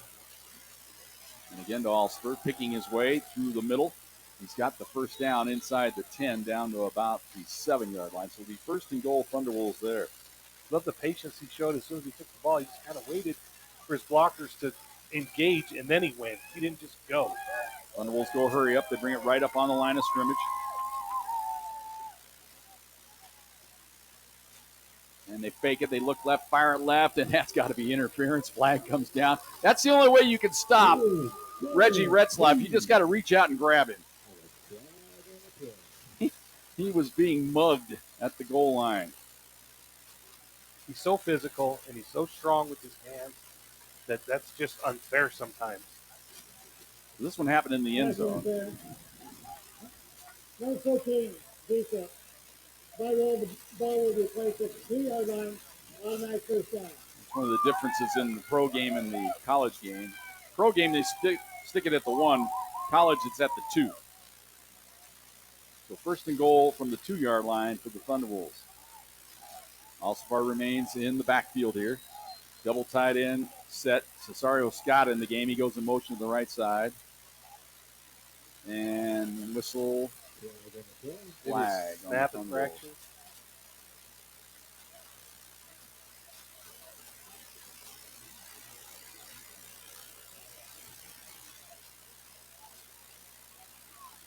This might be on Highlands the way they're reacting out there. Maybe they're simulating the snap or something. Let's see. Could they be calling cadence? First out, number 59. Nope. Offense, 5-yard penalty, first down. Snap and fraction, as Joe mentioned, is surmised on the center. No, that's actually the left guard. Yeah, that was Arthur Brock. Brock, the left guard. So, first and goal from the 7 now. Retzlaff and Akins wide to the right. Bozzi and Cesario Scott on the left side of this formation, both tight ends. They're unbalanced left here. They're going to run it. Alcivar cuts back into the middle, puts his head down, bangs his way down to about the 3. That was like a mini car crash in there. Well, Musa, the play was designed to go left, but immediately he saw the cutback lane and gets it down to the 3, second down and goal. Made his decision in a hurry and got downhill. Both tight ends on the right side of the formation this time. They fake it. Left side. Retzlaff goes up for it, incomplete. He had it. Went up over the top. Roman needed to throw that ball just a hair higher because it was there. It looks like Retzlaff could only get one hand on. Tried to stab it with his right hand that time. Didn't come down with it. So now it's third and goal. Thunderwolves already lead at 24-0. Trying to put this thing away early. Trips to the right. Retzlaff single covers to the left. See if they run the quick slant here to him this time. Fuller straight drop back. Looks right. Comes over the middle. Back to the end zone. Caught by Taylor Akins. Touchdown. Another beautiful strike by Fuller, and Akins getting open in the back of the end zone. DTA. What is your ETA? The end zone. Meet me at the back of the end zone to celebrate. Well, the Thunderwolves, they get you thinking that the obvious ploy is to go to Retzlaff. Instead, they flood it to the right. And give credit to the offensive line. Fuller, plenty of time there to step in and let that develop before firing it in the back of the end zone. Ball's down. Kick is up. And he is good. Down to 3:17 to go here in the second quarter. Thunderwolves now lead it 31-0. Thunderwolves junior golf program, Greg Dillon out there at Elmwood. Got a little scholarship fund. Joe, you're involved with that a little bit. I am on the board of directors of the junior golf out there. And Greg Dillon, if you know Greg Dillon, he's just a really good guy. He wants to see young kids stay with the game of golf, not just go out there and hit, but he wants them to stay with it. And this golf committee in this organization gives golf scholarships, good scholarships, to high school kids in Pueblo who play golf. It's a really good organization. Like 1,500, Well, they sometimes more, depending on how much. Depending on what they get in the till. So if you want to donate to that, just go into the Elmwood Pro Shop. Just tell them, hey, you want to donate to Greg Dillon's Elmwood Junior Golf Program. They'll take the money from you. Good cause. And if you want to see what it's about, I got a video on my Facebook fan page that we did with Greg earlier this summer. A little 10-minute deal. Just showing all the kids, and we talked about what they do. It's worth looking into.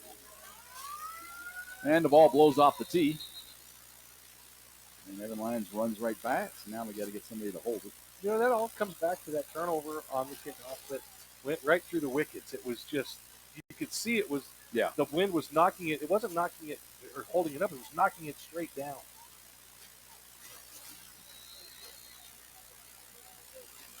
Looking for a volunteer here. Looks like it's going to be Shaw. Well, Kate Derulo was going to do it, and Max says, no, I need you to go hit somebody. You're my starting free safety. I need you to go hit somebody.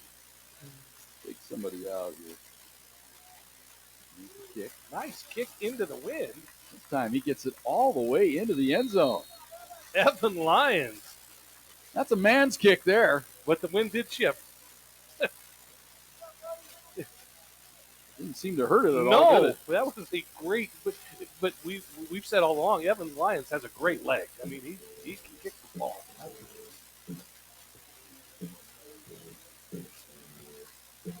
That was the Creekmore alignment kickoff. Got alignment issues. Get it over there to Rick's place. And again, as Joe mentioned earlier, if you weren't with us, condolences to the Creekmore family. Lost their mom this week.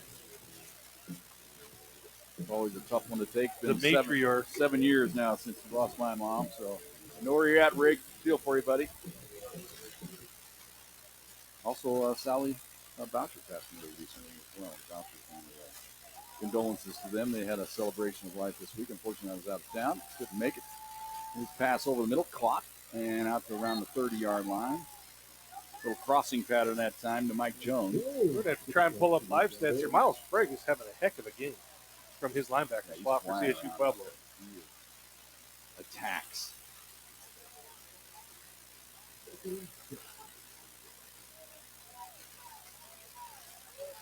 Nagby in the game right now, too. He is an impressive-looking athlete on that right defensive end spot for the Thunderbolts. Where's number 11?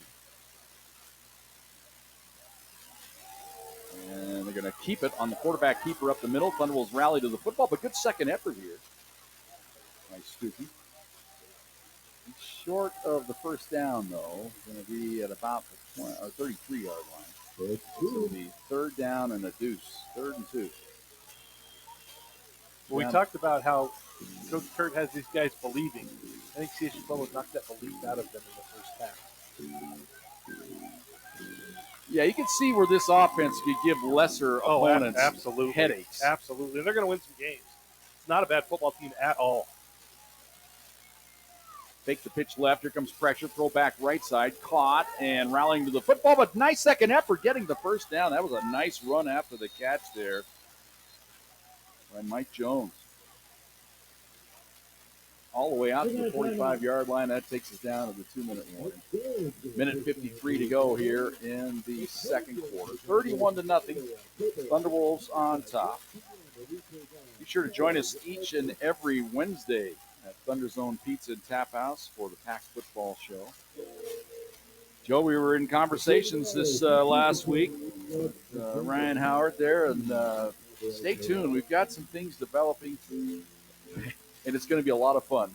Yeah, at the Thunder Zone. It's kind of neat because Ryan Howard does a lot for Csu Pueblo. Yes, and the Thunder Zone, and he wants that to be the hub, and he wants the guys to come out. He wants the students to come out, obviously, and maybe we get an offense-defensive line going against each other in a wing eating contest. Pizza. I mean, there's only so much pizza you can eat there because it's so filling. Yeah. But boy, to see these guys go at it, we had the offensive defensive lineman on the coaches show. They had to order more food, and it was gone within 10 minutes. Well, I would suggest the green chili cheeseburger eating contest. Well, I would do that, except for you want these guys to be able to play.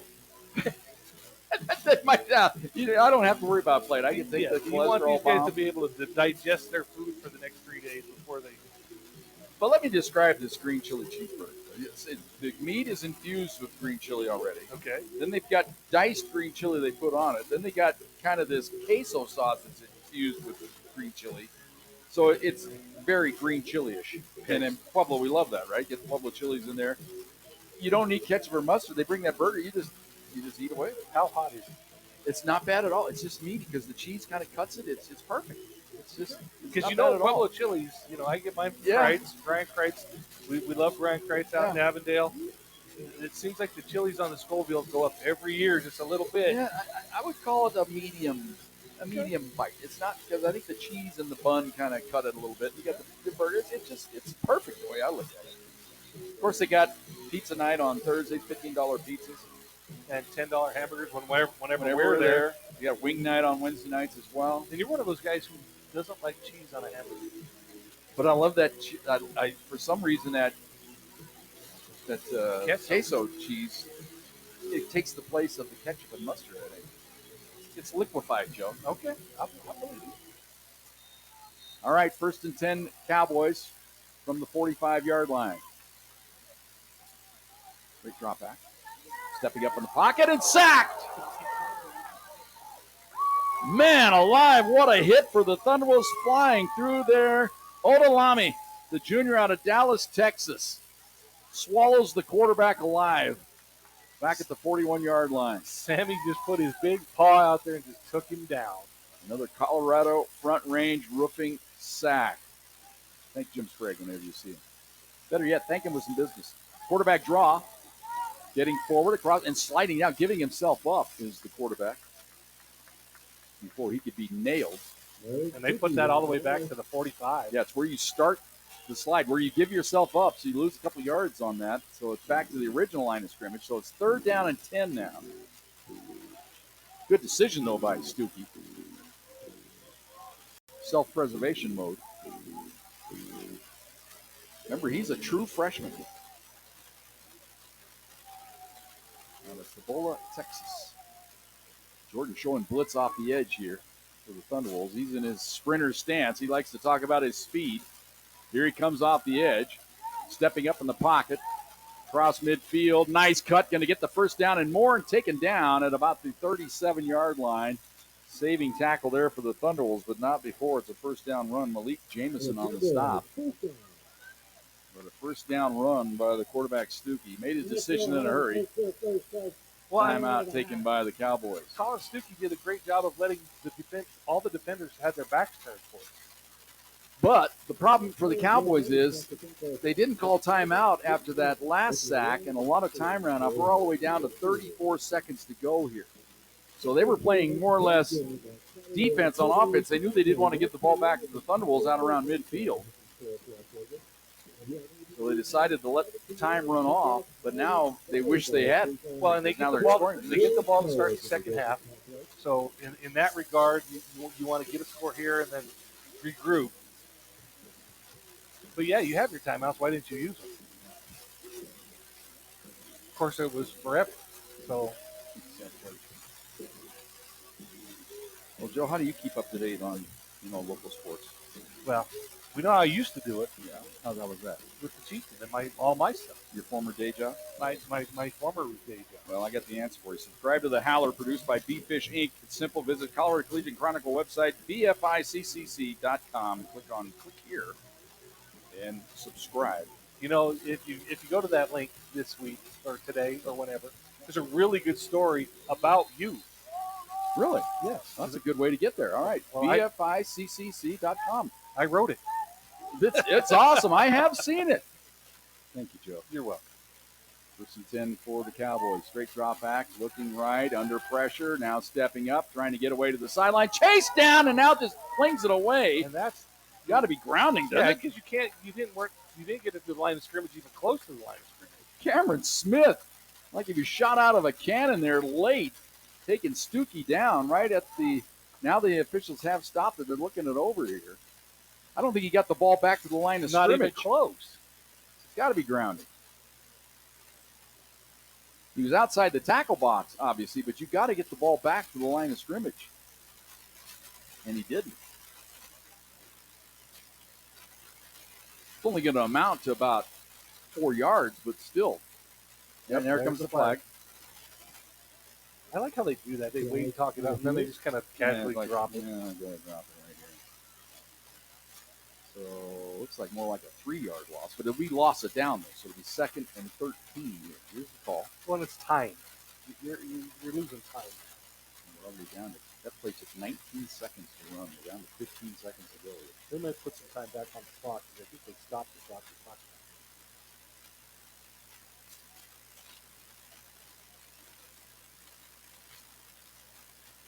I think you could have a 10-second runoff here, too, but you give the Cowboys the option of taking the timeout to prevent the 10-second runoff as well. He threw it away when he was inbound.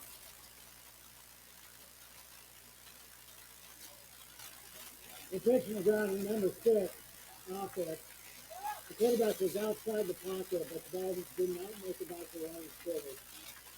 Smith still hiring for his record to use a timeout to avoid 10-second runoff. Please reset the game clock to 27 seconds.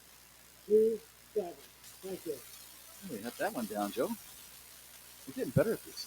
Well, that one it kind of happened in slow motion, but they have not marked off the penalty yard. I think it's a spot foul. Oh, it could be. It's a spot foul. And so that will be at the 41. So it'll be a loss of 3.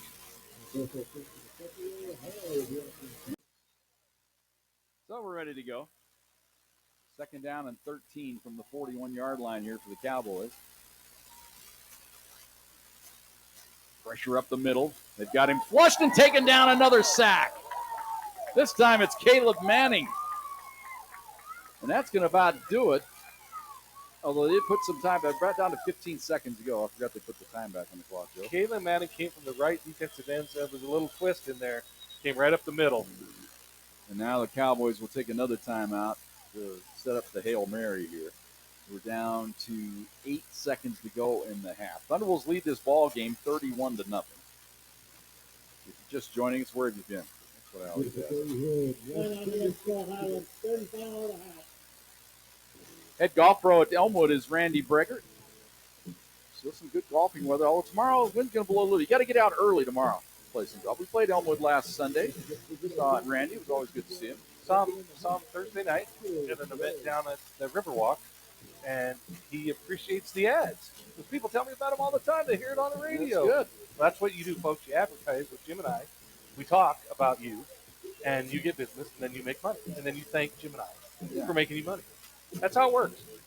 You know, I'm not going to mention the place this year that as an excuse not to buy an ad for CSU Pueblo football. They said, well, you know what? There are businesses on the south side, and they said, you know what? We just don't get any business from Belmont. I kind of wanted to argue. I go, you know, it's not CSU Pueblo Belmont. Right. It is CSU Pueblo. Well, and there are people that eat on the south side that are also Thunderwolves fans. Well, Pueblo is. It takes 13 minutes to go anywhere. But, you know, I don't really care because we were able to sell out anyway. So thanks to all the businesses that did sign on. But that was one of the most creative excuses. Yeah, just tell me no. Yeah, they do donate to the foundation. It's not you, it's me. Yeah, it's like, it's not you, it's me. It's like, come on. Come up with some better excuse than that. 3rd and forever here. 8 seconds to go in the half. Hail Mary time. Running around. Now they're going to go over the middle instead. Try to get down deep and getting out of bounds with 1 second to go. They're going to have a chance for a long field goal here. So they executed that well. The Thunderbolts more than willing to give up the underneath. I'm not sure they're going to kick a field goal. Doesn't look like it, does it? 31-0. Yep. Now you have manageable distance to get in the end. With the wind behind, well, it's kind of in your face now. It's crossing wind. 1 second to go here. Last play of the half, barring a penalty. Rolling to the right, stepping up over the middle. It's caught and not breaking the tackle. Taken down by Torrey at the 12-yard line. It is a completion for the Cowboys, but they come up short. It's halftime from Las Vegas, New Mexico. It was a good one for the Thunderwolves. We were worried a little bit coming into this ball game. I'm not sure why now. 31-0. Thunderwolves on top. Halftime show coming up next. It's brought to you by Petco, right here on the home of the pack, Fox Sports Pueblo. You are listening to CSU Pueblo Thunderwolves football on Fox Sports 1350. Let's head to the field and join the voices of the pack, Jim Brooks and Joe Cervi. And welcome back. It is the Petco halftime report. 31-0. Thunderwolves on top. Scoring early and often in all manner of ways, kind of like last week, getting a lot of things done. Joining us now, the athletic director. Got another fancy title. We know him as the athletic director. That's Dr. Paul Flitsky. Paul, welcome to the show. Good evening, or excuse me, afternoon. Kind of lose my position here with the wind blowing out there. So I think this is the first time we've had you on in the afternoon. Well, maybe the Mesa was an afternoon when we had you on there. But a little dicey down there on the field with the wind blowing. Tell us about the conditions. You're down there in the elements. well, you can't really tell if it's a short sleeve or a long sleeve day, so you gotta have to make that decision early on. But I stuck with the long sleeve, and now I'm starting to get warm. But the cloud cover helps a little bit. It's funny, like Pueblo, when it blows, it's sunny. When it's cloudy, it kind of calms a little bit. So it's a little bit temperamental right now. I think it affected Roman on a throw or two, obviously. But man, you gotta like how the Thunderwolves are playing right now. That's for sure. Yeah, they're taking care of business, being physical. And I think Joe and I kind of mentioned it in the pregame. Looked like the Thunderwolves found something last week with the ground game, and it's kind of carried over here. Yeah, and we're missing probably one of the better ones we've got. But he's, unfortunately nursing an injury, and so but you gotta really give your hats off to the three guys that are carrying it, because they're averaging 5, 6, 7, 8 yards a carry. And that, what I like about them is that they're all different change of pace. Devin Cross is. I get more impressed with Devin every time he carries the ball, and Russell Patton's just growing into his role. You could tell that he's got the build and the desire to take it to the next level. Well, when you can complement the pass game with that, Exactly. It's going to make it very difficult for teams to defend. And then how in the world do you defend our receivers? Well, obviously you don't. Not today. You beat me to it, Paul. I was going to say, what a great find coming up with Taylor Akins and Honeycutt to complement, Retzlaff. It wasn't a sure thing Retzlaff was going to be playing this year. So to have those two guys anyway, and now, get Reggie back, of course, for this bonus year, it's been great. Well, think about it. Reggie went down the second half of the Hayes game. He didn't play the Central Missouri game. We were able to, go to Central Missouri and win a huge game, which I think people take for granted. And those receivers kind of grew up a little bit, and here they are continuing to make plays. And I don't know if any defender in this country can handle Reggie, and then you add the other two, and then you can't forget about Zach Rakowski and Andrew Cook. I mean, there's guys all over. So it's a fun thing to see, but it's also nice to see when our special teams can go and make some plays and score some touchdowns. Yeah, let's give it up for Jackson Smith, who sets a school record for field goal distance in the first half. 60-yarder that was good from 70. Oh, man, what a kick. It was good from 70. It was good from 70. And you think about how far back CSU Pueblo football goes, and now you have a school record. That's pretty impressive. You don't see that very often because of traditions of universities that have a long history of football, and to set something that no one else has ever done at your school, that's pretty special. Well, and of course, Ben tells us fifth largest in state history. Yeah. So it's going in the record books. And well, that must be Jason Elam has the longest at 63, probably for the Broncos. I'm guessing. That'd be that way. Sure. No, he's been a good find for us, and obviously that was a learning process for us. Different kicker early, and then we made the change, and Jackson's been a great find for us. And, you got to love the spirit of the kickers. We have guys kicking their kickoffs into the end zone consistently. Our punter's doing well, and then our kicking game is really sharp right now. So, well, Evan Long, who started as a starting kicker, got demoted, now handles kickoffs, and kicked one through the end zone into the wind, which, we don't really field a lot of kickoff returns. Oftentimes teams, have the ball touchback, and so we're not able to defend it. So we get out of practice. But nonetheless, it's been a good start. I didn't know really what to expect coming into this game because Western played these guys last week and was leading 10-3 at halftime at Western. So you got to, kind of got to take that with a grain of salt. Well, you can see this Highlands team giving people fits. Yeah. You can see them if it's a close game and they're in it. You could see that offense just grinding things out. And to their credit, the best running back by yardage in the nation right now is sitting on the bench with the shoulder injury. Yeah, and then I'm not sure. One of them. Yeah, we didn't know if he was going to play or not, and he didn't. And obviously you're going to take full advantage of that when a guy leads the nation in rushing by 200 yards and it's not playing. Well, let's talk about some other things going on campus. Now, I was talking about it yesterday because I have a nephew that runs cross country for Pueblo West. So they had a combined college meet and high school meet yesterday at Walking Stick. First time ever, I think they posted it. And from all accounts, what I got, great reviews for the course.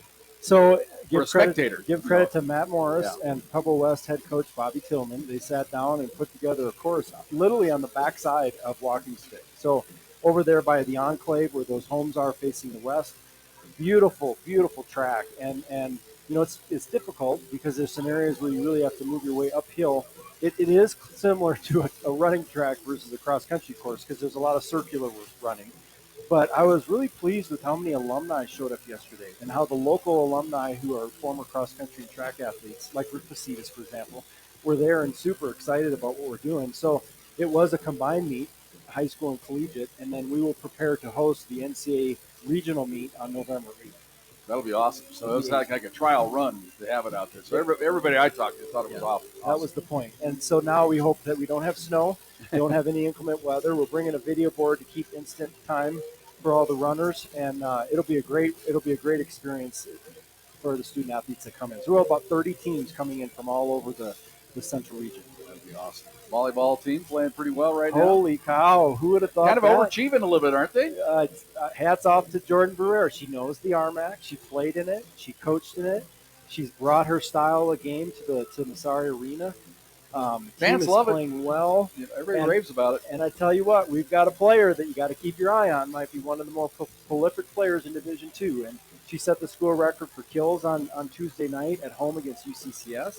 So winning last night 3-0 against Regis, they got the weekend off. They were home again Tuesday night against Colorado Christian.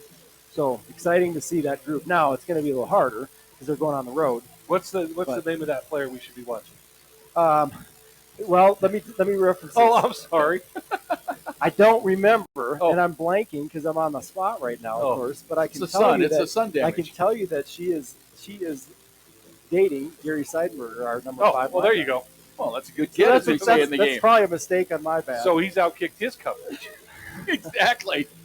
Well, no, my apologies to her because I sorry. cannot think of it right now, and I know that everyone keeps saying get it to number 15, get it to number 15. All right. They literally did.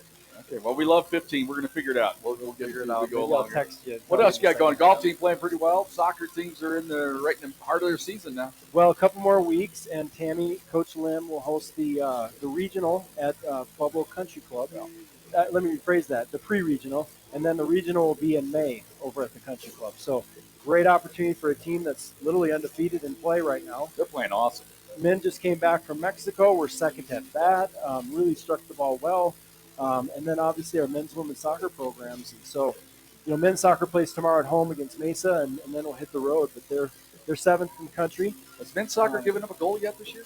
Yeah, we have. Okay, I'm just kidding. I did for a while. Did they what 6 matches in a row? I think we're under 1 per game. Yeah, great. We're in a good spot. Nick Blackwell and John Constance are doing a great job. That's kind of a seamless transition there, hasn't it? It's a pleasant surprise for you. Yeah, we've had a little injury bug that we've got to work through, and we will, and that's the lull of the season, but really proud of what he's doing. And to finish things up, it's always this time of year. It's not too soon to start thinking about basketball. They start on Friday. Can you believe it? So they've set their schedule up, so they opening practices are on Friday, and I'm really pleased with the progress of Coach Zach Rupersam and his staff. Done a remarkable job in the community. Energy. He's built energy in the program. The players love it. Yes, people are talking about Csu Pueblo basketball before the season, and I love that about that energy. And credit to Tad Boyle from the University of Colorado for helping us get him, and he prepared him well. And I texted Tad, and I thanked him, and I said that we would love to have you come down for a game at some time when he's able. Sure, right. But man, they've got some scrimmages coming up. So they're going against Air Force.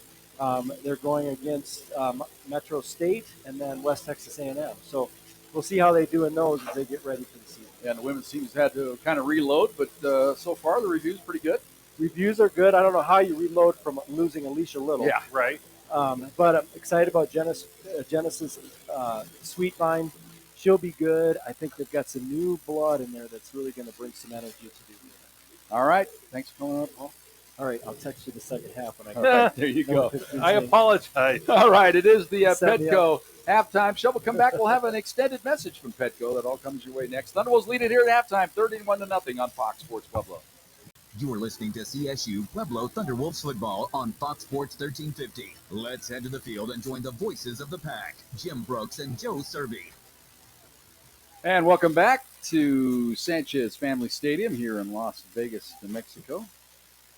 Abbreviated halftime here in Las Vegas. Kind of like it better, Joe, and go in 15 minutes. Yeah, that's all you need. In NFL, what do they get, 13 minutes? 13 minutes. That's the NFL. Our usual breaks are 20, so it got us off grand, but we'll get back on schedule. Dean Nedens, our producer and engineer today. He'll figure out a way. We'll get some more breaks in here for everybody. We thank Petco for sponsoring our halftime report. This kickoff brought to you by Prigmore Alignment. They got the play clock on again. Do they want it on again? Well, maybe they got it fixed. We'll find out here. Hold on. Yep, it's working. It's running. Here's the kick. And it will sail just short of the beer garden. They call it the corral. Is that what it is? I was tempted to go into the corral because I had to walk. You got to walk all the way across there to the portalets. They call it the corral. I got the stink eye over there. I just walked over. I didn't put it together that blue and pink. So I went in one of the pink heads over there. Oh, Joe, and I got a woman that. Yeah, no, Jim. That's Jim. But I'm going. Well, I thought we were past that.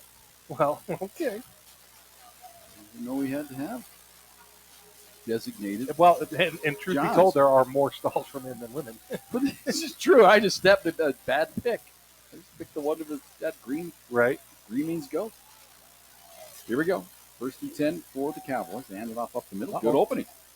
Gain of about 9 that time. I'm sure that's what Highlands, they probably had a good stern talking to in the locker room. Said, you know what? We're kind of being embarrassed right now. Let's just go out and hit somebody and try to be physical. That was a good run there. You know, I noticed late in the second half, there were a lot of twos on CSU Public defense out there. We're back to the starting unit right now. As Montalvo on the run for 9, second down and a yard for the Cowboys. 31-0. Thunderbolts on top as we start the second half here. A little counter play back to the right side. First down run. Again, it's Montalvo. And we got an injury here. An injured Cowboy.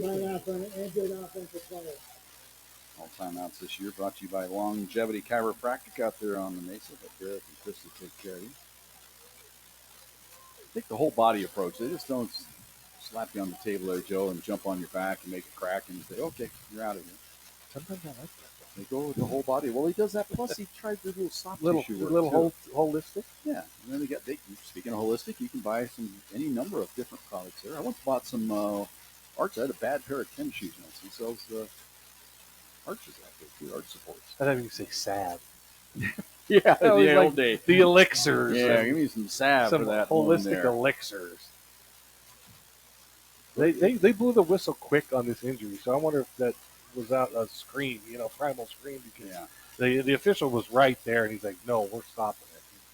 And the injured player is up. It's, you get this double number situation. I'm guessing. Well, it's not going to be the 310-pounder. It's going to be Jacob Ledesma. He's only 225. Well, maybe not. I don't know. It's hard to tell, though. Yeah, that looks like a tight end out of El Paso, Texas. I think that would be Ledesma. They didn't help us out down here. See, and I would say if it was me, I would say Ledesma. But tomato. They didn't give us a pronunciation chart as well. No dress rosters, so just have at it. So that's what we're doing. First and 10 from the 38-yard line for the Cowboys. And again, they give it up the middle this time. The Thunder will shut it down. Got to feel like that's going to be sampled in the middle. It is. Anytime you get in the middle there, and he's in another injured Cowboy. This is the lower back injury. You know what sample that reminds me of is Tony Campbell. Yes. He was he was like a refrigerator with legs. Yeah, he's one of the strongest human beings ever. And then, of course, Sampleton is that, too. It just his lifting numbers prove that. So another longevity chiropractic injury time out of here. This is one of the big interior linemen. He's reaching for his lower back. Back before I had the double hip replacement, that was a common pose for me right there. Jaden Aramillo, senior out of El Paso, Texas, 6'1", 300-pounder. They've rolled him over now. He's on his back. Well, we mentioned Walking Stick Golf Course in our halftime show there with Paul Plinsky. If you're just joining us and missed it, I'll try to get that interview up posted later on this evening or in the morning. But Walking Stick hosted that cross-country meet there yesterday, but also still plenty of great weather. This is a great time of year to get out and play some golf with Walking Stick. And the good thing about the stick is there's not many leaves. Yes, exactly. Right when you're in Elmwood in the fall golf, you got to find your ball in the leaves. Well, even you don't because it's in the middle of the fairway. I got to look in the tree. Yeah, even out at Desert Hawk, they got a little leafy issues. But yeah, at Walking Stick, don't have to worry about the leaves.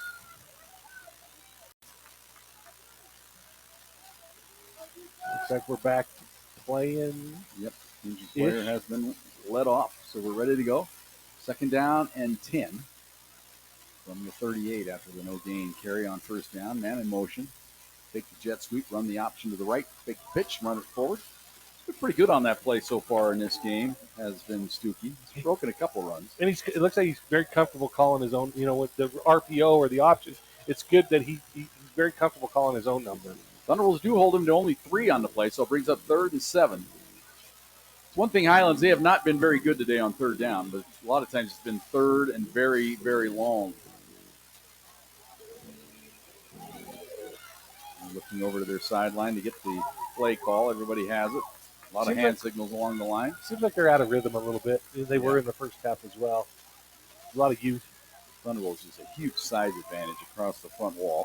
Straight draw back. Here comes Pressure, stepping away from it. Now trying to run for his life, and he's taken down. That was Cam Smith, the big defensive end that just swallowed him up. It'll be 4th down now for the Cowboys. They end up gaining about 3 on the play, but it'll be 4th down and 4 from the 44. So a punting situation for the Cowboys. 31-0. Thunderbolts on top. That was the first possession of the second half here for the Cowboys. You know, we had Cam Smith on the show a couple weeks ago. You don't realize he started as a freshman at the University of Wyoming. Yeah, big time. You know, that's how good he was at coming out of high school. Good snap. Punt is away. Yeah, he almost got it again. Wind has it. Look out. That's when you just clear out if you're a Thunderwolf. Ball rolling backwards. Get out of the way. They learned, Jim. They learned. They all scattered. Malik Jamison was running like he stole something. He just ran away from everything because they yelled fire, so nobody goes to the ball. Thunderwolves look like Russian troops running a rain from Ukrainian drones there. Get out of the way. They were just running. I think that's what they learned when scatter. When it hits that short, they just fail. 1st and 10 at the 40 for the Thunderwolves. I've never seen that. Looking again. Wide receiver screen. That time the wind affected that one. That just shot that one straight down to the ground. Incomplete. Fuller trying to get it out here to Rakowski, and that time the wind just sailed that one right into the ground. Caught a gust. Well, and the wind now is definitely coming from the west. Yeah, it's a crosser. Right into our faces. Definite crosser right now. 2nd down and 10. 2 wideouts each side. Now they bring a man in motion. Looks like he was illegally in motion. Might have got away with it. It was Bozzi. Or, excuse me, it was, they were trying to get it to Bozzi. Looked like he was illegally in motion that time, Joe. Looked like he took off a little too soon. He was borrowing something from the Canadian League there, but he got away with it. Missed the pass, though. This is not your best offensive series so far for CSU Pueblo. 2 quick incompletions, 3rd and 10. They look a little lethargic here on this first series. Cross in the backfield on the right hip. They got him offside. Free play here. Fuller going for it all up the left sideline and incomplete. He was trying to get it to Taylor Aikens. But it's offside against the Cowboys, so the Thunderwolves will get to do it all over again. Offside, number 13. Defense. 5-yard penalty. That's 3rd time today Roman's been able to draw him off. And how good is he just that quick cadence and the poise just to sit back there and say, okay, I got it for you. But that ball is definitely not at his – the wind is not at his back, though. 3rd and 5. Again, got him to jump, but they stayed out of the neutral zone. Fuller just standing in the pocket all day. Deep out throw caught by Retzlaff. Down here at the 40-yard line. Flag is down, though. Probably going to be holding on the Thunder. Well, they're pointing at Highlands here. Maybe hands to the face. Let's see. Thunderwolves seem to think it's against them. We'll see. Holding. Number 77. Nope. Offense. 2-yard penalty. Previous spot. Go down. Yep. The holding on the Thunderwolves. Starting left tackle Tyler Etheridge, the guilty party. So nullifies a big gainer. He's one of the our standards is going to be because of that. And he's not going to be happy about that. It'll be 3rd down now and 15 for the Thunderwolves from their own 35-yard line. Pack lead it 31-0. It's their first possession of the second half. Highlands went 3 and out on their first possession. Straight drop back. Fuller down the middle. He's got Retzlaff in the clear. Bounces up in the air, and it deflects off. He got hit by the safety. The ball came loose. Retzlaff tried to stay with it, but couldn't haul it in. Had his hands on it, then took a heck of a hit. Yeah, Trevor Romaldo came in from his safety position and got his shoulder pad into the chest of Retzlaff and jarred that ball loose. Reggie not happy with himself. Felt like he should have had it. But of course, that's the way any good receiver feels. Like anytime you get your hands on it, feel like you should snare it. Here's the punt. Regan Baker. Fair catch taken at the 18 at the last minute because Musa Alsver was right there in the deep receiver's face. Good decision there by Mike Jones. So the Cowboys will take over at their own 19-yard line. 31-0. Thunderwolves on top. 11:29 to go here in the third quarter. You see Regan Baker down there on the sideline, our star of the, or not star of the game, our guest on the Pack Football Show on Wednesday. That was fun. You know, he has to give a shout out to Reese Robinson because Reese was going to be our guest and he declined because he was nervous. So Regan got to come on and rep the special teams, and Regan's done a great job this year. He's really done a really good job punting. Fan of the game. That's what I like. Likes what's going on. He does. He's down there. He's the most active player on the sideline. But he's a punter. What else are you going to do? And a little stunning along the front. They give it up the middle. Out, bouncing outside for a gain of about 5, maybe 6 on the play. A little misdirection play that time by the Cowboys. They give you the look left and then bounce it back right. Another injured lineman, but getting up after the play's over. Looks like he's going to be all right. Well, this is where if you're in New Mexico Highlands, you're kind of in a little bit of a bind because you're not designed to come from behind 31 to nothing. That's not how your offense is built. So 2nd down and 3. It's great when you're up a couple scores. Yeah, you think now we've got somebody collapsing over on the sideline. It's a Cowboy just went down right on the sideline. Now they're helping him up. That didn't look right. Timeout, New Mexico Highlands. Player went down injured after the ball was set. Just to give their first timeout. Yeah, that's a charged timeout because everybody was set. Then that's one of the new rules to eliminate fake injuries. Yeah. But I don't think he was faking it. He just went down. Something happened over there. And now they've helped him up, and they're helping him over to the sideline. But it's not in a good way. He looks like he's trying to gather himself over there. Well, I just see why now. Maybe he's just rinsing out. I hope that wasn't what I thought it was at first. Expectorating. It looked like he was evacuating. Oh. It is hot. I mean, it's hot and windy. And you know, we got a timeout of the field. Let's see if we can get one made up right here. Thunderwolves on top, 31-0 on Fox Sports Pueblo. You're listening to CSU Pueblo Thunderwolves football on Fox Sports 1350. Let's head to the field and join the voices of the pack, Jim Brooks and Joe Cervi. Highlands with a handoff up the middle, and Sampleton and Seidenberger on the stop. That play goes nowhere. Highlands going to go hurry up here, try to catch the Thunderwolves napping here on 3rd and 2. Thunderwolves do get set. And he looked like he went the wrong way. Option play to the right, and he ends up getting the first down. Maybe that was by design. The quarterback kind of looked left, but then he realized, hey, the play goes right, and he ends up getting the first down. I actually think that was by design because he throws both linebackers. They both took a step to their right, and then he just pivoted and went to the left. So good design there by Stuckey and company. So first down for the Cowboys out to the 31-yard line. 9:48 to go here in the 3rd quarter. Thunderwolves lead at 31-0.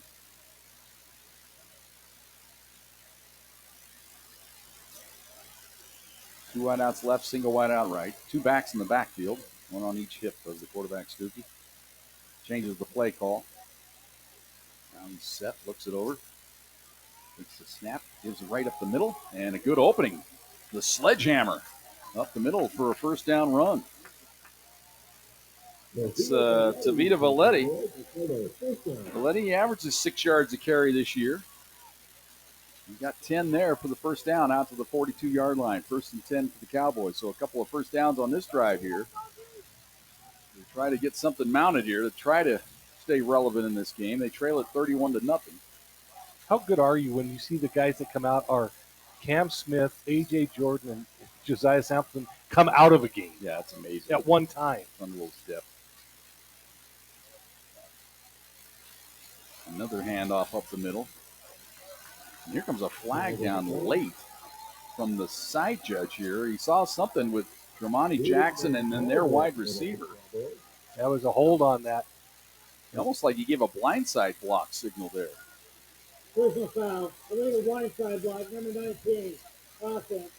15-yard penalty from the previous spot.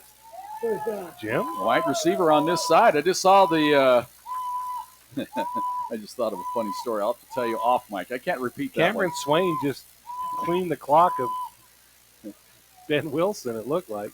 Let's just say it involves Barkley Clark and Jeffrey Orman. Oh, that was definitely off the air. And illustrations and everything. I'll have to do the illustration for you and everything. It's a classic story. All right, so 1st and 25 now for the Cowboys. Oh, man, it's making me laugh just thinking about it. All right, here we go. You're going to give it around the right side, and the Thunderbolts shut it down. Another flag down. Good play on defense there by the Thunderbolts. Jalen Shaw. He's had a whale of a game coming up in the secondary. He's played really well. Got to feel like this is going to be a hold here on Cowboys. I think the Thunderbolts just decline this one here, make it second down and 25, I believe. Maybe 24. Might have gained a yard there. Holding, number 32, offense. Thunderbolts decline, second down. You know, I lie. He lost a couple where they spotted. So Thank you. definitely take the loss down. Second down now and 27. The ball is on the Cowboy 25. They need the Thunderwolves 48 for a first down. That's a tough get in the option. 8:15 to go here in the third quarter. Thunderwolves on top 31-0.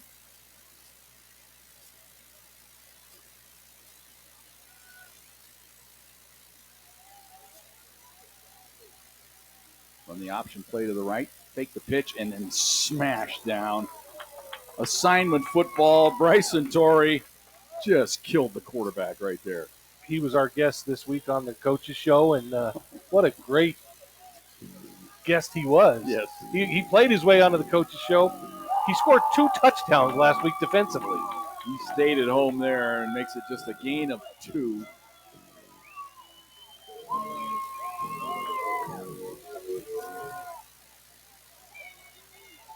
Third and about 26.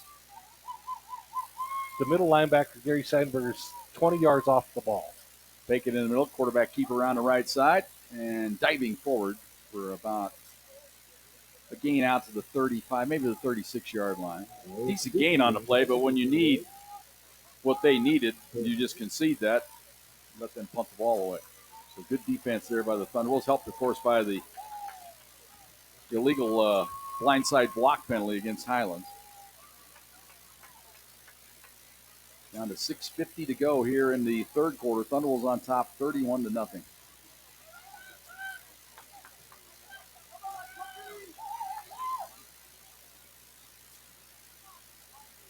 Oh, man. Good snap. Flags You down. can't do that.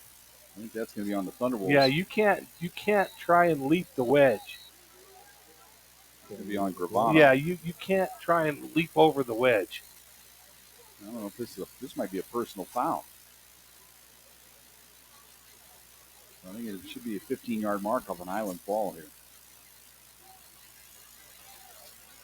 Personal foul. Leaping the field. Number 80. Defense. 15-yard penalty from the previous spot. Automatic first down. Yeah, so that's a dangerous play, and it's also a damaging penalty. Yeah, Nate Gravano, you just can't go over the up guys, the wall or the shell that the punter is protecting the punter. And that's 15 plus a first down. Yeah, I think that's even the terminology. That's the first time I ever heard that. It's something violating the shell or something. You did hear him say shell. Leaping the shell, something shell.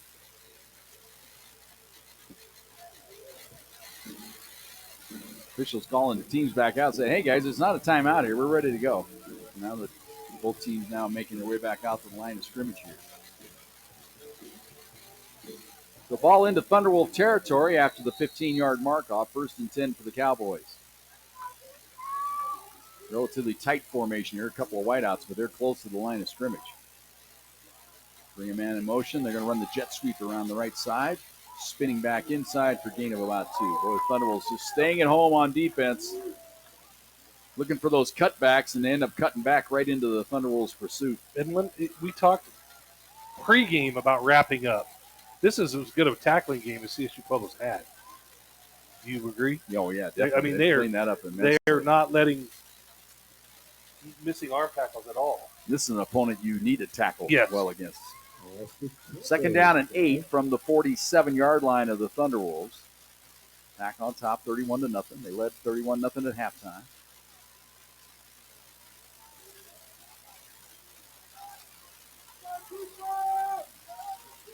Take the snap, faking a no run to keeper around the left side.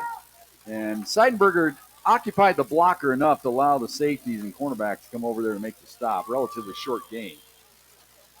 Good play by Gary there, just occupying the blocker. Sometimes just getting in the way is good enough. Makes it 3rd down and 5 now for the Cowboys. Trust me, that's how I live my life. Just get in the way. Just get in the way and hope something good happens. Cowboys in no particular hurry. They get the play call up the line of scrimmage. Stuckey barking out signals. Now he's set, ready to go. He has a single back on his right hip. Double tight end set here on 3rd and 5. Now resets the running back to his left hip. You are listening to CSU Pueblo Thunderwolves football on Fox Sports 1350. Let's head to the field and join the voices of the pack, Jim Brooks and Joe Cervi. 31-0. Thunderwolves on top. We're going to have a 4th down and goal here for the Cowboys from the 1-yard line here. You don't kick it, do you? Yeah, not to avoid. Maybe you'll avoid the shutout. Yeah, I mean, you're going to go for it here.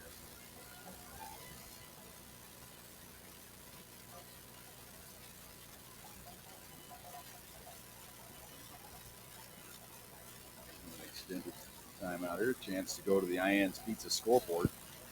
Get this. Mesa today goes into Golden, defeats Mines 28-24. They score late and win it. Scored 15 points in the 4th quarter to win it 28-24. Western Colorado over Fort Lewis 49-10. Elsewhere in the conference, Chadron State defeats Adams State 45-2. Black Hill State and South Dakota Mines, they go later tonight.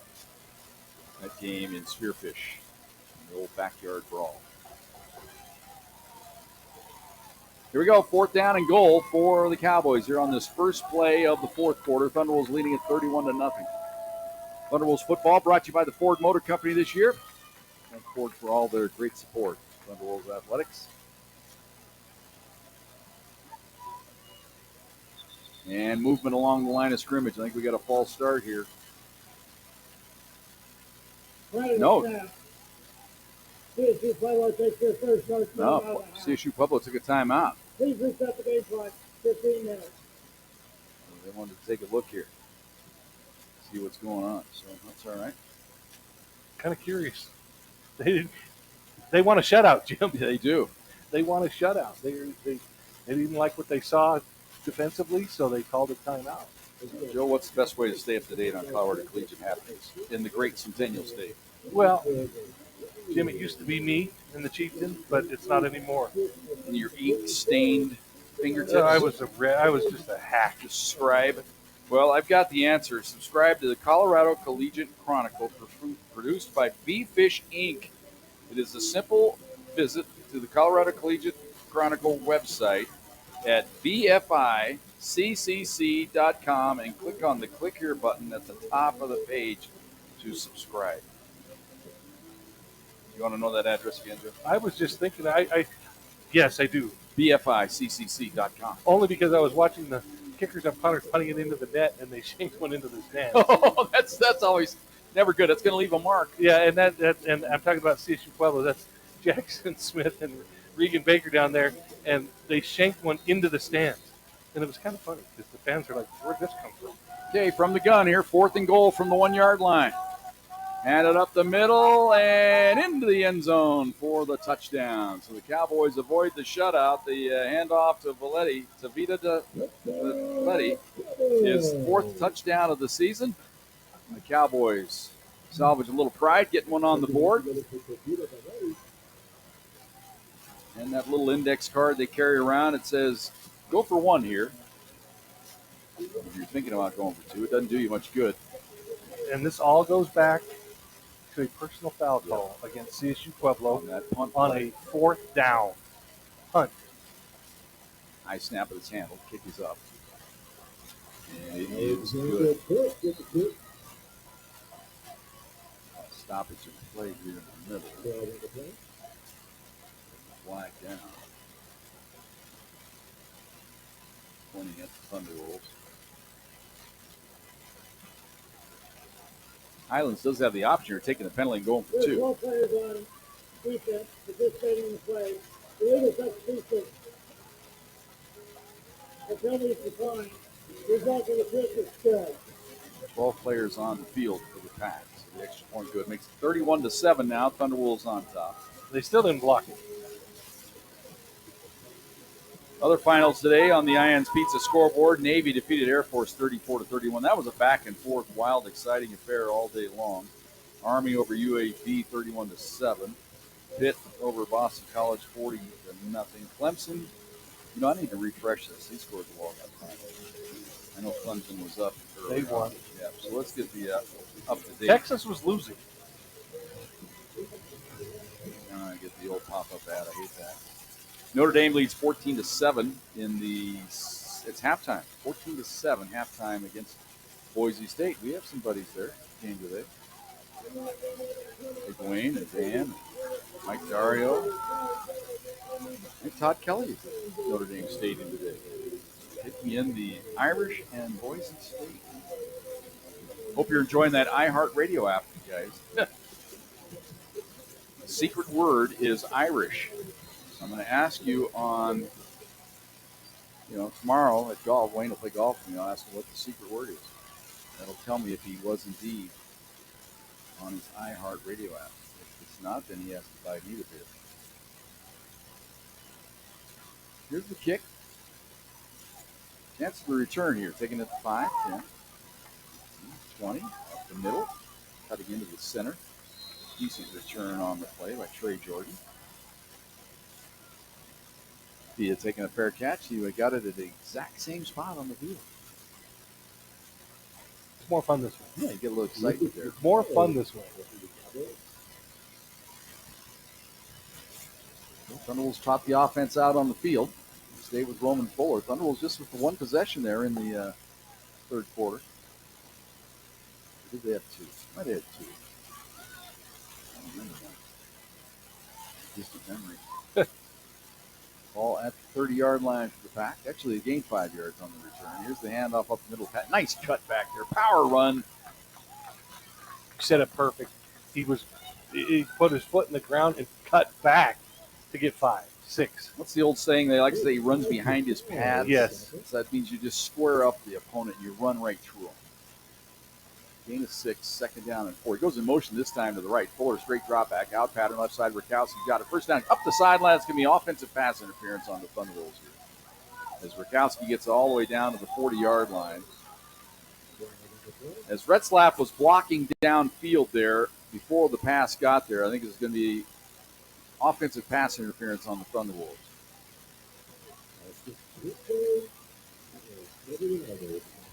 So it's coming back.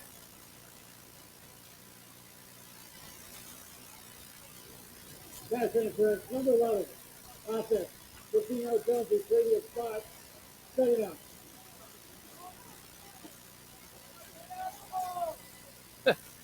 Not a popular call amongst the people on our side. Fans will let you know about that one. We're sitting right above the Csu Pueblo fan. So that marks it back to the 30-yard line. I think they still haven't spotted it. Got to go back a little bit further. That's a 15-yard mark off now. That takes it all the way back to the 21-yard line. That's a big penalty, Reggie. Second and 19 now for the Thunderwolves. Well, it seems calm now. Yeah, they've overcome a lot of second and third and longs today. With some big plays. He's done.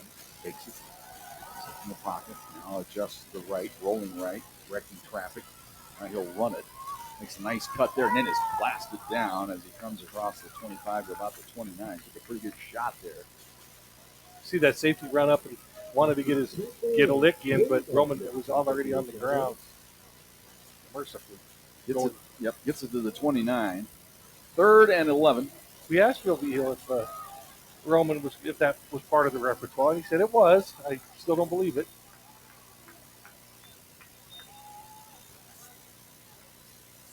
Show a late safety blitz. Thunderwolves pick it up. Fuller now sets. Firing. Oh, he's got a man wide open. Rakowski down the side, but he runs out of real estate. Did he get a foot down? Yes, he did. Inbounds at about the 38-yard line as he saved the play. The ball kind of fluttered in the wind. Rakowski was 10 yards behind everybody, but he had the wherewithal to get his foot down inbounds. What a grab. That was close, but he was able to hold on. The officials were just I thought they might challenge. Here comes the challenge flag by Highlands. I thought they might challenge that. I'm a first glance guy, Jim, and I think he was on the white. But I've been wrong. Yeah, he had to do kind of a pirouette there on the side. If the pass is toward the inside of the field, it's an easy touchdown, but the wind caught it, and the wind's a crosser. It's blowing from the right corner pylon right to where we're at here.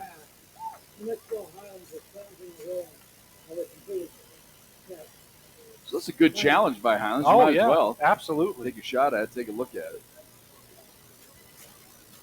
What we're going to do, we're going to go ahead and take a timeout here because we've got some that we got to burn that we missed at halftime. 12:56 to go here in the fourth quarter. It's 31-7 Thunderwolves on Fox Sports Pueblo. You are listening to CSU Pueblo Thunderwolves football on Fox Sports 1350. Let's head to the field and join the voices of the pack, Jim Brooks and Joe Cervi.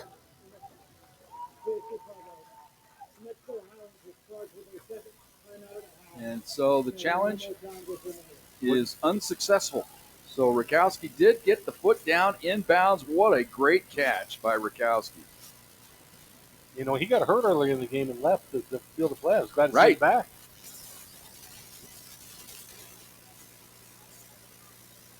First and 10 Thunderwolves at the 39-yard line.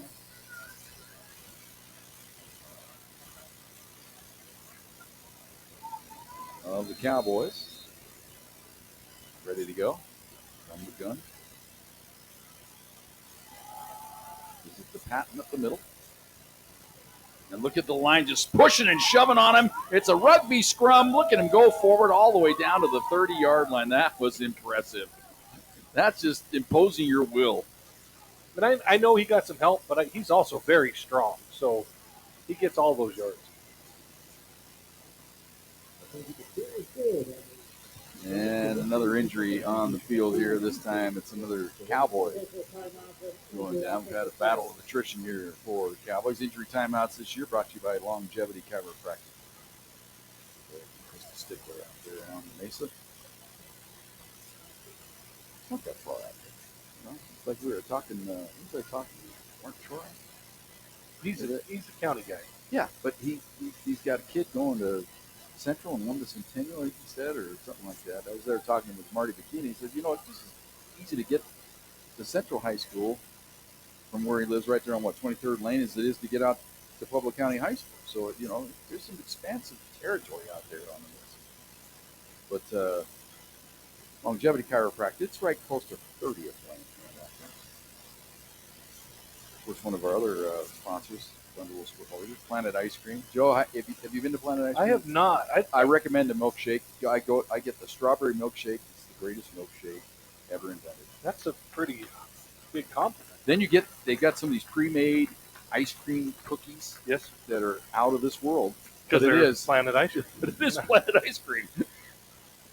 Yeah, I walked right into that one. There you go. Perfect. Yeah. You went right with me, Joe. Thank you. It's all good to go. All right, injured player is being helped across the way. The Cowboys. Sun's starting to become a factor here. To us. I think it's 30. Isn't that Chance Bustos? That's what it would look like.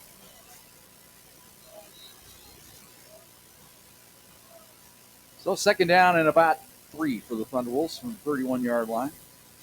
Again, they give it to Patton, trying to bounce it outside. Puts his head down, scrums forward. Look out, boy, he had an offensive lineman get Patton right up on his back of his legs there, but he's okay. That was kind of scary there for a moment. He did get the first down, though. The Thunderwolves center there in the middle. That's Preston Jarvis. It's always dangerous when you get a guy running up your legs like that in the pile. That's why they wear those big knee braces, though. First and 10 from the 28. Give it the cross this time. Tries to turn the corner. Now cuts it back inside. Beautiful run. Just a little bit of a crease there, Joe, and he took full advantage of it. He can get skinny. Well, did you see what was out in front of him? Tyler Etheridge, at 6'5", 300, was leading the way.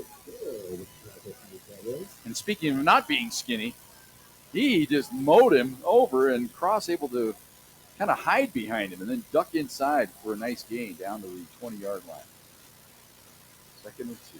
Play action. Pump fake.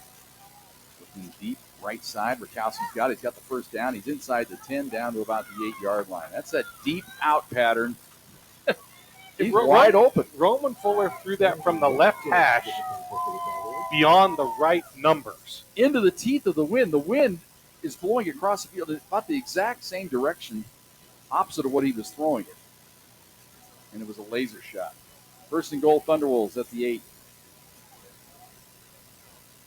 Up the middle. Oh, hurdles, cross to the goal line, touchdown! What a run by Cross, breaking a tackle at the point of attack, then hurdling his way into the secondary, into the end zone. He was crisscross on that one. He just bounced his way into the end zone.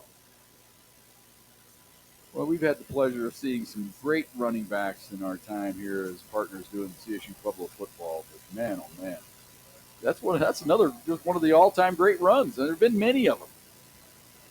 Just the way he hurdled and kept his balance to get it on into the end zone. It looked like a spry J.B. Matthews there.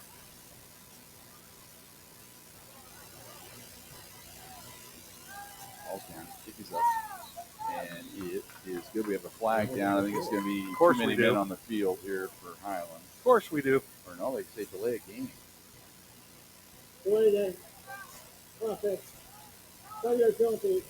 3-play to try. All right. So Thunderwolves, the old rare delay a game on an extra point try. By like a second, if at all. Well, remember that play earlier in the game in Highlands got one off about 2 seconds after the play clock expired. That time, they were a stickler when it got to 0.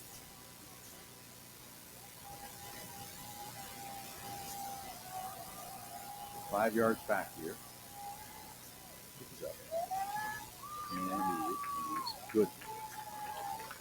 10:47 to go here in the fourth quarter. 38-7 Thunderwolves. Thunderwolves football on Fox Sports Pueblo.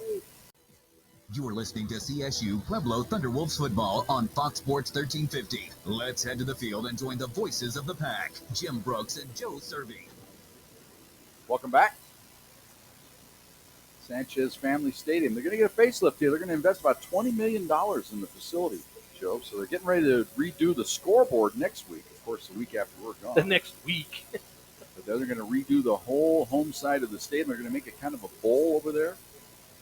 Great. You know, in the Mexican Highlands is a fun university. They get it's very diverse.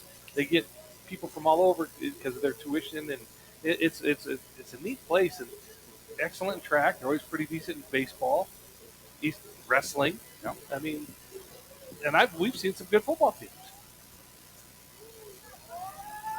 Yeah, this system, if you gave the right personnel in, it could be a headache for the conference. Here's a kick, chance of a return. Nice cut there inside. Out across the 20 to about the 25-yard line. So the Cowboys will start this possession, 1st and 10. Down 38-7 here. Stay tuned. The Cornerstone Roofing postgame show comes your way immediately after the game. Joel will be down on the field. We'll talk to Phil D. Hill as well as a couple of guests, the Chick-fil-A stars of the game. We'll have all the highlights for you, stats, and an IN's Pizza scoreboard. That's all part of the Cornerstone Roofing postgame show right here on Fox Sports Pueblo. Just looking at personnel out there, it's still playing the ones right now for CSU Pueblo on defense. Pass up the left side, intercepted. Back up the sideline, inside the 30, 25, down to the 20-yard line. Is that Draymond Jackson again? Jackson again with another pick. It is. Or no, that is different. That's 26. That's Oliver Welch. Oliver, welcome to Thunderwolves football. He read that from the jump, Jim. Of course, Dramani is number 28, but they snuck in old 26 in there, Oliver Welch, and he jumped the route and made the interception. That's a Baskin-Robbins turnover. Stop by any of the 2 Baskin-Robbins locations in Pueblo, one out in Pueblo West, one out there on Prairie. They got drive-thrus. You could dive right in. It's like a NASCAR pit stop, Joe. Splash and go. Get you an ice cream cone and get out of there. Just throw it on my hips. Exactly. Fuller, wide receiver screen right side to Rakowski. He's got blockers, but a good play by the cornerback, ducking under the block there and holding it to a short gain of about 2. It'll be 2nd down and 8. Thunderwolves looked like they had the right call there. They had it personnel right, but it was just a better play by the cornerback, ducking inside the block. Well, you know how much we love the wide receiver screen. Exactly. That was going to be one of those rarities where I thought it was going to work. Here's Musa trying to bounce it outside. Stiff arm, flag down, hold on the Thunderwolves. You'll see that a lot of times. Anytime a play is designed to go in the middle and then bounce it to the outside, it's just a natural movement for the linemen to kind of reach out if they're engaged. Then they'll kind of grab and twist. That can be a holding call on the Thunderwolves. Holding, number 56, offense. 10-yard penalty, previous spot. Guilty party, Evan James, sophomore out of Los Angeles.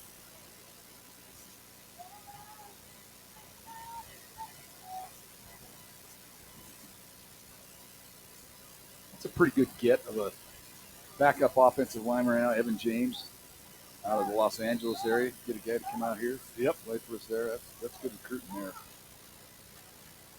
2nd and 18. Fuller in the pocket. Steps up, fires up the right sideline, back shoulder going up. Retzlaff, touchdown! It's no contest when Reggie's involved. It's just too easy. Just too easy. Fuller throws it up high where only Retzlaff can get it, and it's like he's got Velcro on those hands. He snares it out of the sky for the touchdown. Again, folks, this is the single greatest receiver to ever play at CSU Pueblo. And that's saying something. Well, you know what? Last week I said that, Roman Fuller's got to be a Harlan Hill candidate. He may have a problem. The guy on his own team. Yep. The kick up and good. Either one of them, arguably in the top 5 in the country at their position at the Division II level. I don't think there's any doubt about that. Timeout on the field. 45-7, Thunderwolves on Fox Sports Pueblo. You're listening to CSU Pueblo Thunderwolves football on Fox Sports 1350. Let's head to the field and join the voices of the pack, Jim Brooks and Joe Cervi. Welcome back. Sanchez Family Stadium. They're going to get a facelift here. They're going to invest about $20 million in the facility, Joe. So they're getting ready to redo the scoreboard next week. Of course, the week after we're gone. The next week. But they're going to redo the whole home side of the stadium. They're going to make it kind of a bowl over there. It's great. In the Mexican Highlands is a fun university. It's very diverse. They get people from all over because of their tuition, and it's a neat place. And excellent in track. They're always pretty decent in baseball. Wrestling. Yeah. I mean, and we've seen some good football teams. Yeah, this system, if you gave the right personnel in, it could be a headache for the conference. Good kick, chance of a return. Nice cut there inside. Out across the 20 to about the 25-yard line. That's where the Cowboys will start this possession, 1st and 10. Down 38-7 here. Stay tuned. The Cornerstone Roofing postgame show comes your way immediately after the game. Joel will be down on the field. We'll talk to Caleb Hill as well as a couple of guests, the Chick-fil-A stars of the game. We'll have all the highlights for you, stats, and an IN's Pizza scoreboard. That's all part of the Cornerstone Roofing postgame show right here on Fox Sports Pueblo. Just looking at personnel out there, it's still playing the ones right now for CSU Pueblo on defense. Pass up the left side, intercepted. Back up the sideline, inside the 30, 25, down to the 20-yard line. Is that Draymond Jackson again? Jackson again with another pick. It is. Or no, that is different. That's 26. That's Oliver Welch. Oliver, welcome to Thunderwolves football. He read that from the jump, Jim. Of course, Dramani is number 28, but they snuck in old 26 in there, Oliver Welch, and he jumped the route and made the interception. That's a Baskin-Robbins turnover. Stop by any of the 2 Baskin-Robbins locations in Pueblo, one out in Pueblo West, one out there on Prairie. They got drive-thrus. You can dive right in.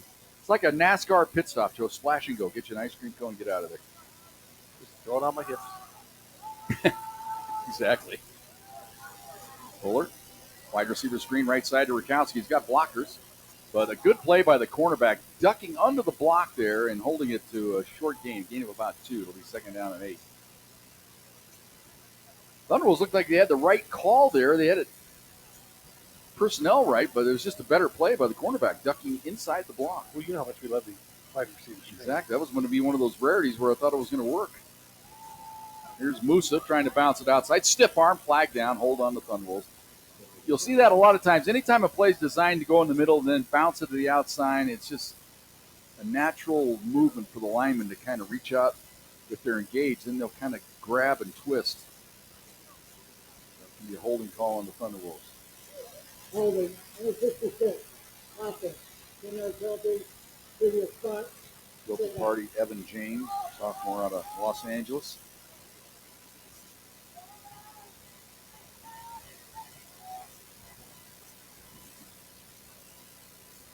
That's a pretty good get of a backup offensive lineman right now, Evan James, out of the Los Angeles area. Get a guy to come out here. Yep. Play for us there. That's good recruiting there.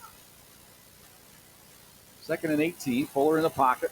Steps up, fires up the right sideline, back shoulder going up. Retzlaff, touchdown! It's no contest when Reggie's involved. It's just too easy. Just too easy.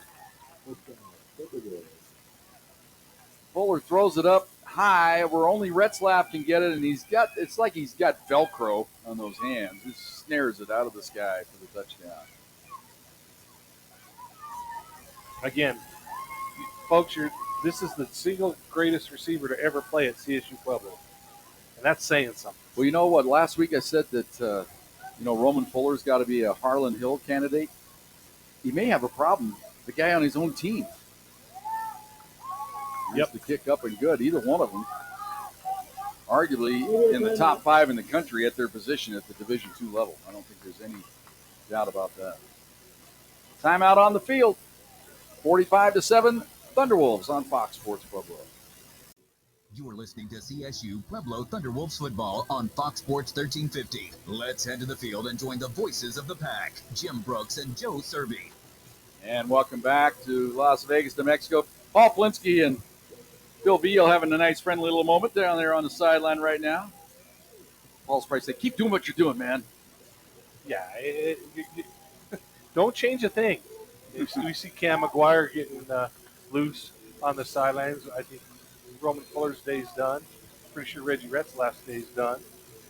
Well, my prediction was 5 touchdown passes today for Roman. Did he get there, Joe? No. 3 then, right? Reggie has 2, and DTA has 1. Devin Cross has a couple. Well, that means he threw them all, though, right? No, but Devin Cross ran. Oh, okay. All right, so, sorry. Yeah, and then one was on defense, too. And one was on special, yeah. I was hoping. I was trying to get there somehow, some way. So they got the 4, right? Ball will be 35-yard line. Kick out of bounds, but in this wind, I'm surprised that's the only one that's happened so far today.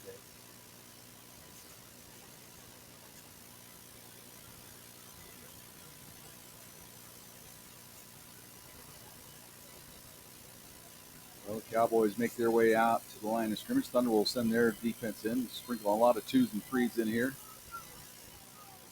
Reward for working hard here for these backups for the Thunderwolves, but every one of them, man, they look the part, don't they? There doesn't seem to be any drop-off when you see these guys out there. Here's the handoff up the middle, and right on cue, the Thunderwolves making a big-time stop. One of those reserves, Jalen Booth, destroying that play. Uh-oh, we got a little extracurricular out here. And we got some blocking down the field. There's going to be a personal foul, I think, on the Cowboys. One of the backups for the Thunderwolves engaged. That's that number 19. That's Epps, right? Yeah. Malik Epps.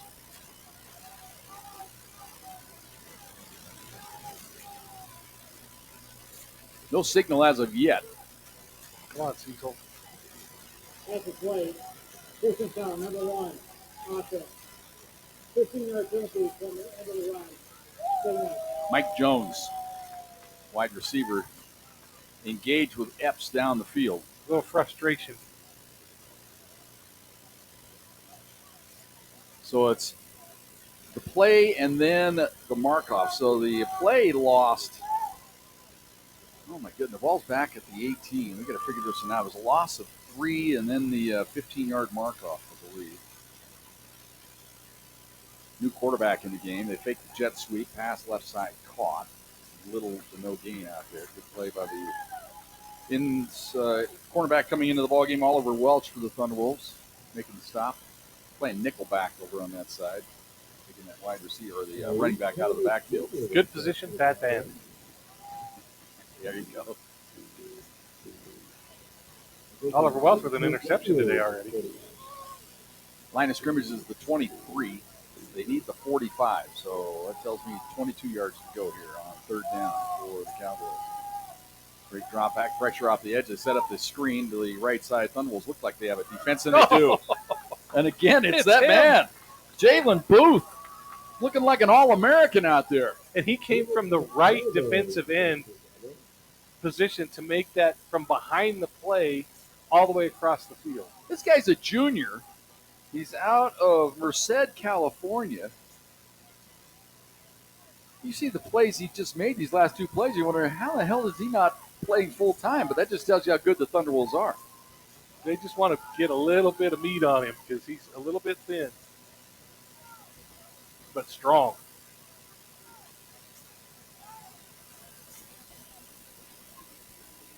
Funny situation. Kick is away. Riding the wind. Cook all the way back to his own 25. Makes the grab. Up the sideline, across the 30, 35, and then belted out of bounds at about the 40. There's a flag down. I don't know if this is on the hit or some blocking along the sideline here. I think it was a late hit. He was well in the white.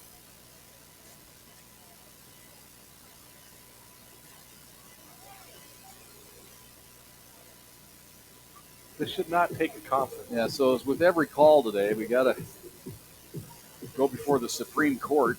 Just make your arguments. File a brief.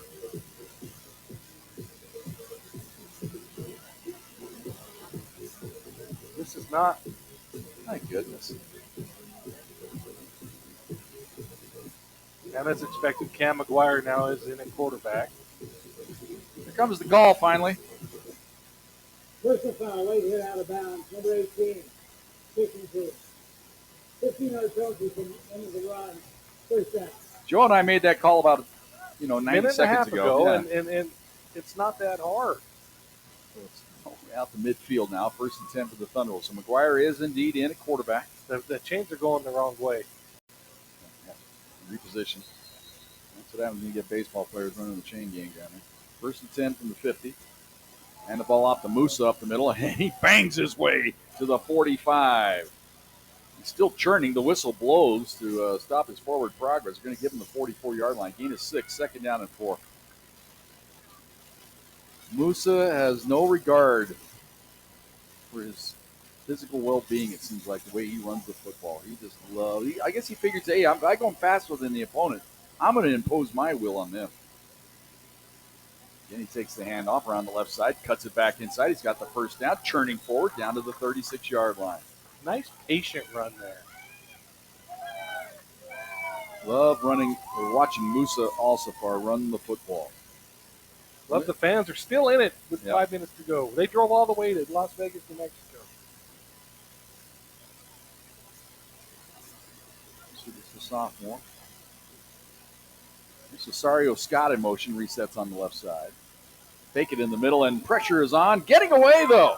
Running for his life. He's going to have positive yardage inside the 30, 25, 20 to the sideline. It's Cam McGuire, the quarterback, somehow escaping, doing his best Houdini act there, avoiding the sack and getting forward for big yardage. You know what I'm going to call that run right there? A glimpse of the future. Because that's what he brings to the table with his great arm, is that running ability. He brings a whole new dimension to RPO.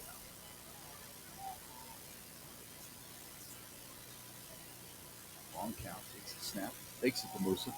Little turn-in pattern. Caught inside the 5, down to about the 3-yard line. That's Burles Smith on the grab for the Pack. First and goal, Thunderwolves at the 3-yard line. Burles Smith, Jr., he's out of Modesto, California. Be a good time to get Honeycutt the ball. Yeah, he's wide to the left. Not actually wide. He's right on the hash mark. Ball's on the right hash. They get the Musa pass left side. Oh, Cesario Scott. It would have had a touchdown. He slipped and fell, though. He tried to make a cut back inside. The linebacker had flown away from him, but he slipped down right at the 6. Nothing but green in front of him. Cesario Scott, he's one of those guys. He's kind of angular. He looks like he needs just a little bit more beef, doesn't he? For that, look if he could grow into that frame. Well, he's the perfect mix of tight end wide receiver. You got to pick one. Yeah, kind of a hybrid, isn't he? He's out of Aurora, went to Cherry Creek High School. So he was well coached at tight end. Here's the handoff to Musa up the middle, banging his way forward to the goal line. Is he in? No, he's down at about the 1 foot line. They did not give him the touchdown. No sense of drama by the head linesman. So Musa will have to probably earn it here on 3rd down and goal. Unless they go to the old pack push here. Looks like they're going to get McGuire right up under center. Takes the snap and wedges it in for the touchdown. No signal as of yet. Well, maybe we're at Mesa. Maybe it isn't a touchdown. Yeah, okay, thank you. Touchdown.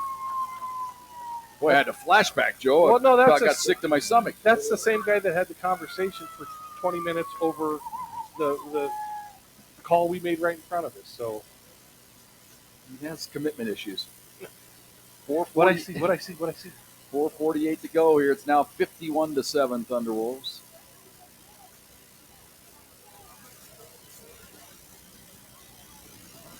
Cam McGuire with his first career touchdown as a Thunderwolf.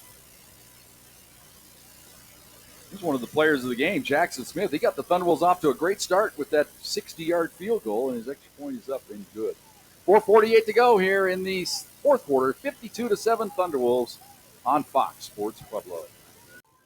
You are listening to CSU Pueblo Thunderwolves football on Fox Sports 1350. Let's head to the field and join the voices of the pack, Jim Brooks and Joe Cervi.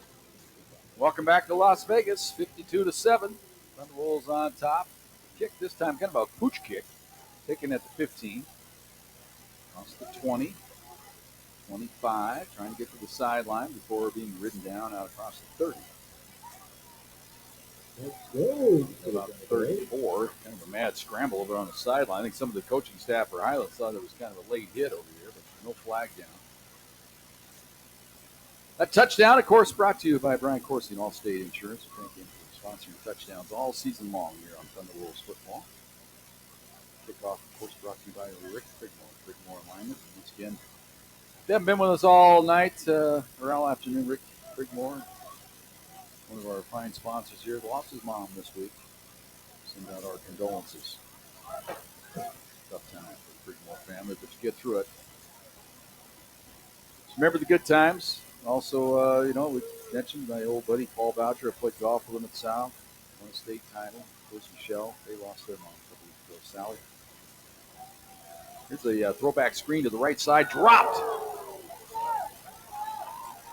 Big hit by the Thunderwolves reserve cornerback coming in there.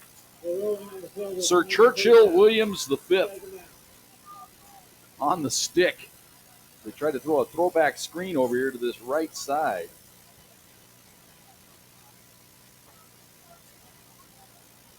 Intended receiver was Montalvo. So 2nd and 10 from the 34. Joe Cervi's made his way down to the field. Stay tuned for the Cornerstone Roofing postgame show. Joe will talk to head coach Bill Veal as well as our Chick-fil-A stars of the game.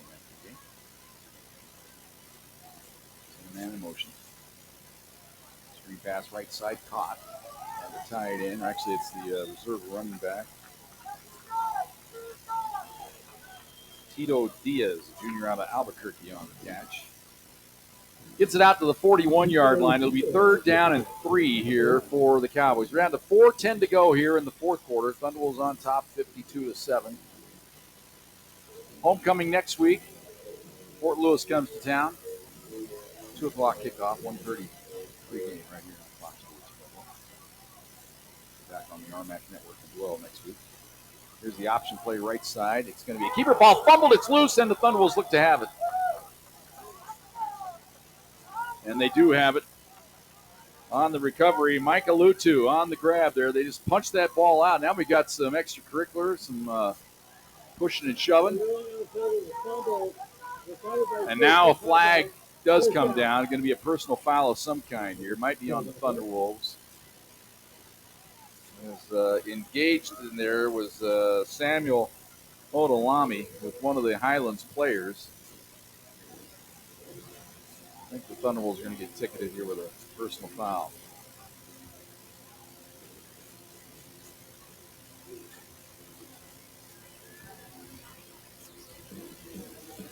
And as all, we should add a sponsor for official conferences this year. This would be like a lawyer, a good law firm. Should every time this crew is officiating an RMAC game, you could have a sponsor for this because they deliberate a lot. After play, unsportsmanlike conduct, number 2, recovering team. That is your first unsportsmanlike conduct of the game. 15-yard penalty from the spot of recovery. First down, Csu Pueblo. I apologize. I did not catch the number. It wasn't Olalami who was involved in it as well, but there was somebody else from Thunder. I'm not sure who they took it with. Didn't make it out. So ball back to the 44. That's another Baskin-Robbins turnover. All turnovers this year brought to you by your local Baskin-Robbins. There's one out there on Prairie, also one out off of Purcell there in Pueblo West. I had the double scoop of baseball nut last week. Thank you, Don Nacarado, for recommending that one. It was a winner. High snap taken, going to be a sack here.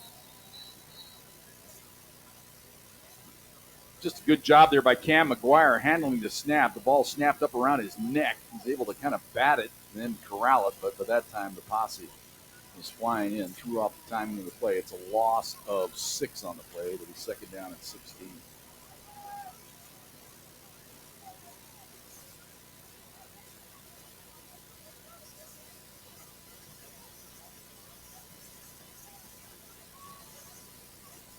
Straight drop back, more pressure on. Able to get away and run it up the middle. Good run. Out across midfield, diving across midfield down to the 48-yard line. Cam McGuire, he's not giving himself up. He is a running back playing quarterback, basically. He does not shy away from contact. He gets 14 on the play, makes it third down and 2 now out at the 48-yard line of the Cowboys.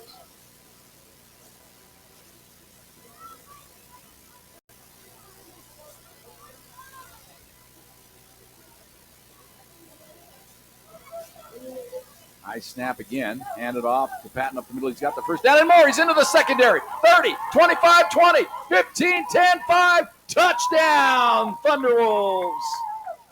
48 yards for Russell Patton.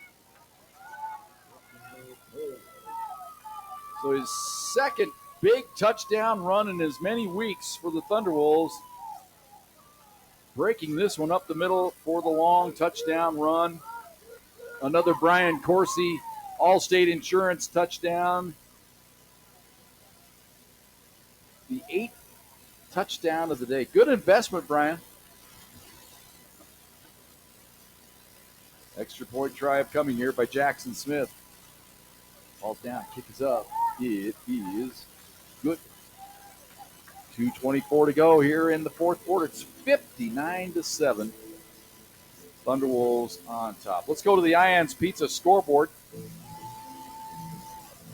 Some baseball action. We got one final today. Brewers defeated the Cubs. They scored 6 in the first and cruised to victory 9-3 over the Cubbies. Jays lead the Yankees 2-1. That is in the top of the 7th inning. 1 out, nobody on for the Yankees. Dodgers and Phillies get underway in about a half hour's time. Then later this evening, I believe the Tigers and the Mariners. RMAC scores from today. Mesa goes into Mines, into Golden, beats them 28-24. I picked that one. I feel proud of myself. Western Colorado over Fort Lewis 49-10.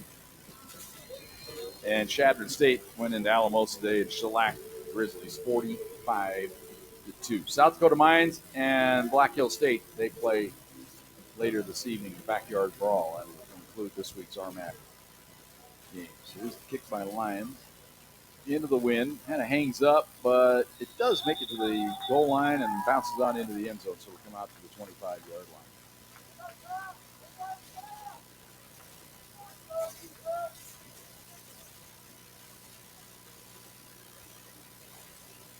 Coaching change at Oklahoma State didn't seem to matter.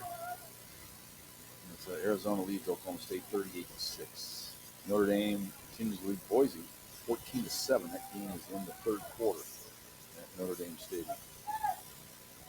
We'll have all the scores from around the country. That comes your way in the post-game show, part of the Cornerstone Roofing post-game show. The scoreboard brought to you by Ian's Pizza. Here's the handoff up the middle. And good first, out to around the 30-yard line.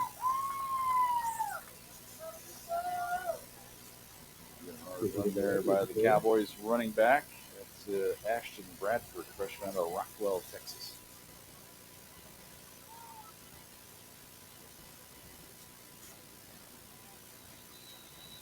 And now we've reached the 2-minute warning. A chance to look at more scores on our Ian's Pizza scoreboard here. Top 25 football action. Notre Dame has just scored. Now they lead 21-7 over Boise State. UCLA, get this one, folks. 11 seconds to go in the third quarter. The winless Bruins lead Penn State 34-21. Penn State does have the ball in UCLA territory. They're going to need to mount a comeback in the fourth quarter to win that one. Here's another upset brewing. Florida leads Texas 22-14. Only a minute 12 to go in the third quarter in that game. That would be a monumental upset in the SEC. Virginia leads Louisville 21-14. Alabama leads Vanderbilt 5:10 to go third quarter there. 17-14 the score there. Oklahoma over Kent State 23-0. Illinois defeats Purdue earlier today 43-27. Cincinnati over Iowa State 38-30. Georgia over Kentucky 35-14. Michigan defeats Wisconsin 24-10. Texas Tech in Houston. Miami against Florida State later tonight. Minnesota's at Ohio State. Mississippi State at A&M. Final last night, BYU defeated West Virginia 38-24. So you're caught up on top 25 football action from around the country. Goes all scores brought to you by Ian's Pizza. My favorite is just go with the sausage and pepperoni. Your basic, no frills, perfect pizza. Over there on Northern. Stop in and get one today.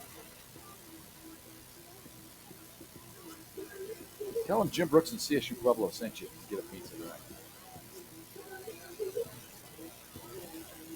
Second down for the Cowboys from their own 30-yard line. 2nd and 4. Play action, pass over the middle, broken up.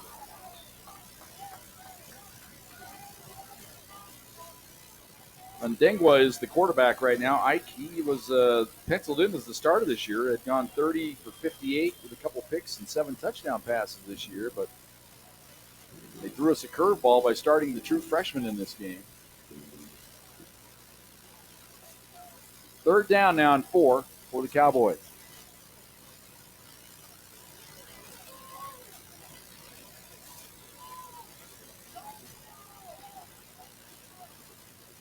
Long count. Looks like a false start on the left side. They'll let it go, though. Rolling to the right now, passing up the middle. Trying to get it deep. It's caught in the clear. 10-5. Touchdown, Cowboys. As Udengwu hits Mike Jones in stride, and he takes it on into the end zone for the touchdown. So the Cowboys get a late score here on a perfect strike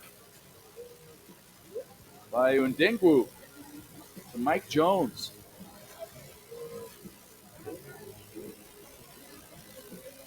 Play covered 69 yards for the touchdown for the Cowboys.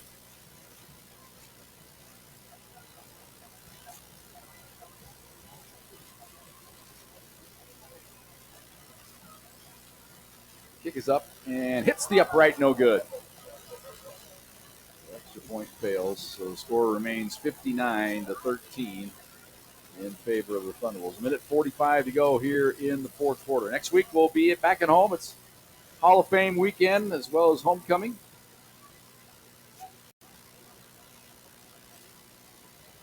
We'll have a game for you on Saturday afternoon, 2 o'clock from the Thunderbolt, 1:30 with the pregame show, once again on Fox Sports Pueblo. We also have the Pack football show coming your way on Wednesday night. We'll be at Thunder's Own Pizza and Tap House.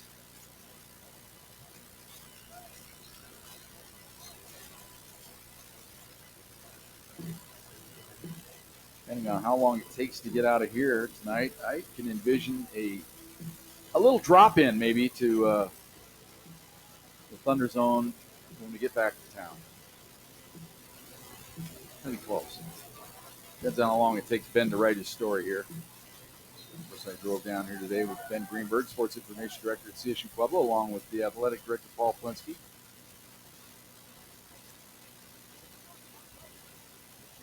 Joe made it down in a separate car.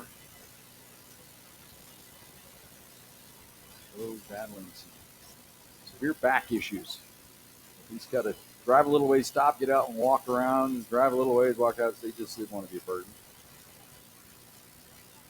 Kickoff sails into the end zone, so to come out to the 25-yard line. Imagine the Thunderbolts going to victory formation here. I can't imagine Highlands taking timeouts here to go along.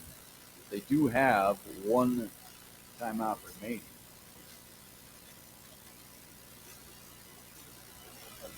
See how the Thunderbolts handle it here.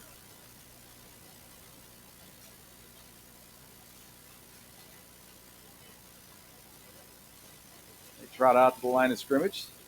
They are going to go into victory formation as Roberto Smith will take his position about 15 yards behind the line of scrimmage. Protect matters. McGuire will go up under center, takes a snap, takes the knee. Thunder will have to do this 2 more times and we'll be done. Cornerstone Roofing postgame show comes your way next here on Fox Sports Pueblo. Joe Cervi down on the field will talk to Bill Behill, as well as the Chick-fil-A stars of the game. I know one of them is going to be Jackson Smith, who booted that 60-yard field goal, a record setter for Csu Pueblo in the first points of the game. It's quite a moment. Thunderbolts football history when they banged home the 60-yarder to get the Thunderbolts off and running in this game. Snap taken with a minute on the clock, so they'll wait until it gets just under 40, take the knee one more time, and the players commence to shaking hands and getting out of here.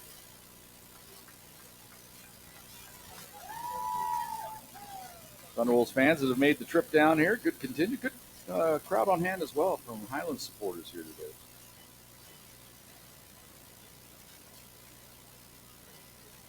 Highlands record will drop to 3-2 now with the loss today. Thunderbolts up to 4-1. There's victory formation number 3. It's taken, and that will do it. Thunderbolts win it 59-13. Stay tuned. The Cornerstone Roofing postgame show. It comes your way next on Fox Sports Pueblo. You are listening to CSU Pueblo Thunderwolves football on Fox Sports 1350. Let's head to the field and join the voices of the pack, Jim Brooks and Joe Cervi. And welcome back to Sanchez Family Stadium here on the campus of New Mexico Highlands University in Las Vegas, New Mexico. Joe Cervi down on the field. We're getting Phil Behill in position here for our interviews, so Joe will be taken here very shortly. Looks like Phil is ready to go. Let's go down to the field and Joe Cervi. Road trips, you just want to come down, get the job done, and go home. I'm just proud of our group, man. This team scared us. You go into this game, they're 3-1. They're running the ball really well offensively, and I was really proud of our defense today. I told Jim before the game that no matter what the weather's like, defense is going to travel, and they really did today. They did a really good job, and really we're clicking on all cylinders today. Again, offense scored. Did defense score today? No. Special teams, that 60-yarder. Let's go. Heck yeah, that's awesome. But just proud of this group again.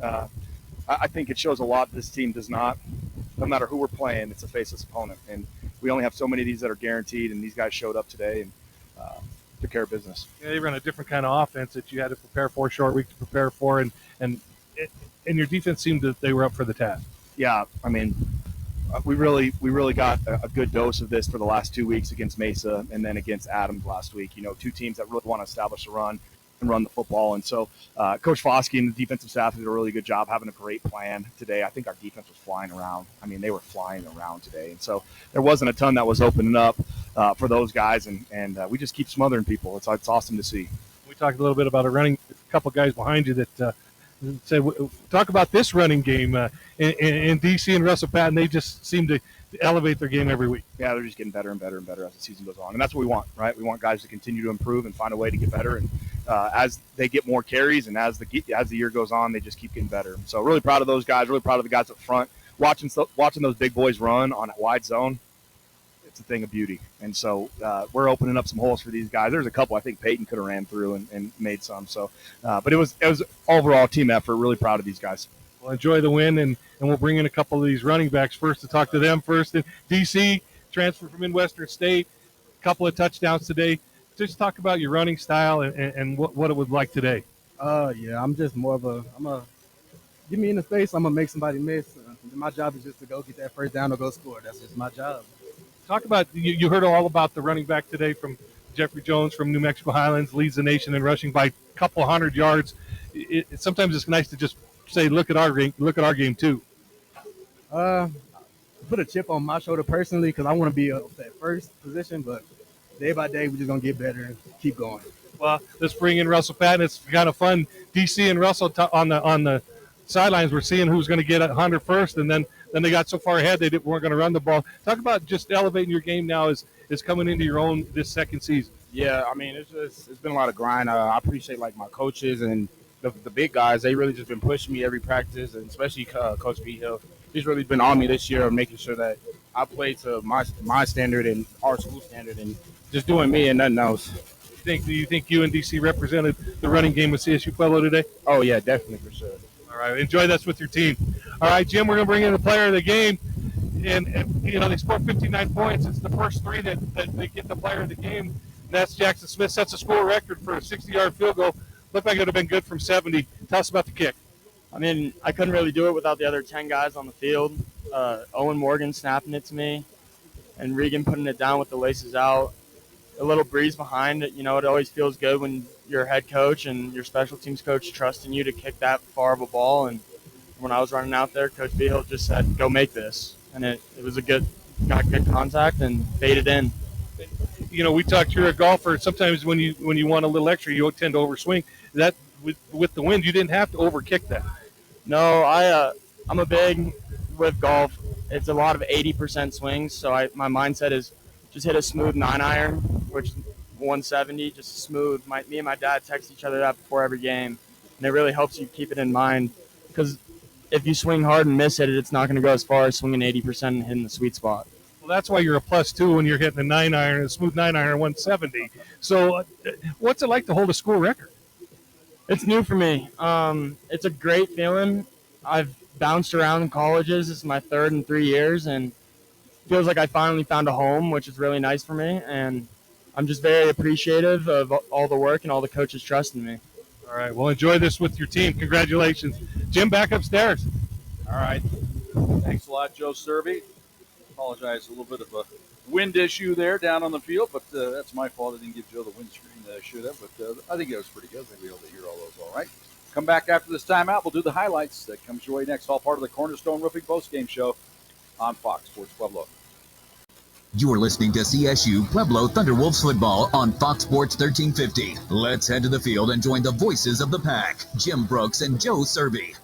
And welcome back to Sanchez Family Stadium here in Las Vegas. New Mexico Thunderwolves win it 59-13. We got a lot of them. Without further ado, let's get to the highlights. And our star of the game had a record-setting field goal. Jack, the thing you have to realize, he's got the wind. He doesn't really have to kick his 60 yards effort-wise. He's kicking normal. Good snap, ball down, kick is up. It's got plenty of height. It's on the way, and it is good!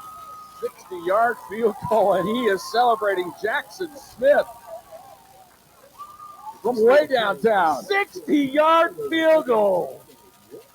And as you heard in the postgame show, the golfer mentality, Joe, I thought that was perfect. That's a good way to think about it. He's hit a little 170-yard 9-iron. That's about maybe choke. Well, I didn't know he was a +2 either. My goodness, wow, that was awesome. All right, so the Thunderwolves led it 3-0 at that point, and then it was time for our other star of the game to make his mark. Dario Scott in the ball game to play the extra tight end. They give it up the middle, wedging his way to the goal line. They power him in, touchdown, Devin Cross. And he flips up. That takes some skill right there. He did. He was flat on his back, and he just shot his legs out and got up. It was one of the amazing athletic feats you'll ever see. The extra point was good, made it 10-0 at that point. Then the Thunderwolves turned to special teams to put one on the board. And they do block it. They kicked it into the up man. And the ball's loose, picked up, touchdown, Thunderwolves. Trey Jordan. So there's a flag on the play. Now, this may be a penalty on the – can you attack the wedge the way they did there? They just blew it up. So he kicked the ball into the up man. It wasn't blocked. Anyway, you slice it, and ends up being a punt block for a touchdown for the Thunderwolves. But I agree with Joe. I think he kicked it. No, right I talked to Shalom Peter on the sideline. He said he got a finger on it. All right. Hey, I'll take credit for it. Good for sure. That's his fourth block punt at Csu Pueblo. That's called owning it. So then the Thunderwolves decided to go to the air raid to get a touchdown. Tight end set. They do bring the man in motion, resetting on the left side, so it's unbalanced that way. Take it to Patton. Pass left side, back shoulder caught by Retzlaff. Touchdown. And just showing the defensive back, you cannot handle me. J.T. Retzlaff is the best wide receiver in Division II. And Jim, I'm going to say it right now. He's the best wide receiver to ever play at Csu Pueblo. And that is saying something, but I agree wholeheartedly. He is a special player indeed. The extra point was good, made it 24-0. Then the Thunderwolves turned to his battery mate on the other side for this touchdown. Straight drop back, looks right. Comes over the middle, back the end zone. Caught by Taylor Akins, touchdown. Another beautiful strike by Fuller, and Akins getting open in the back of the end zone. DTA. What is your ETA? Yeah. Extra point was good, made it 31-0. That was the score at halftime. Highlands did come out early on in the third quarter, and they got one on the board. Handed up the middle and into the end zone for the touchdown. So the Cowboys avoid the shutout. The handoff to Valetti. Davida to Valetti. His fourth touchdown of the season. And the Cowboys salvage a little pride, getting one on the board. Actually misspoke a little bit. That was actually the first play of the fourth quarter. The extra point was good, made it 31-7. And the Thunderwolves turned to the star of the game for another touchdown. Hurdles, Cross to the goal line, touchdown. What a run by Cross, breaking a tackle at the point of attack, then hurdling his way into the secondary, into the end zone. He was crisscross. It was a thing of beauty. What a run by Devin Cross. Well, it was that time again for Retzlaff to make his mark. 2nd and 18, Fuller in the pocket. Steps up, fires up the right sideline, back shoulder going up. Retzlaff, touchdown! It's no contest when Reggie's involved. It's just too easy. Just too easy. And the extra point was good, made it 45-7 at that point. Then it was the turn for the backup quarterback to get one on the board. And Reggie's it in for the touchdown. No signal as of yet. Well, maybe we're at Mesa. Maybe it isn't a touchdown. Yeah, okay, thank you. Touchdown. Boy, I had a flashback, Joe. Well, no, I got sick to my stomach. That's the same guy that had the conversation for 20 minutes over the call we made right in front of us. So.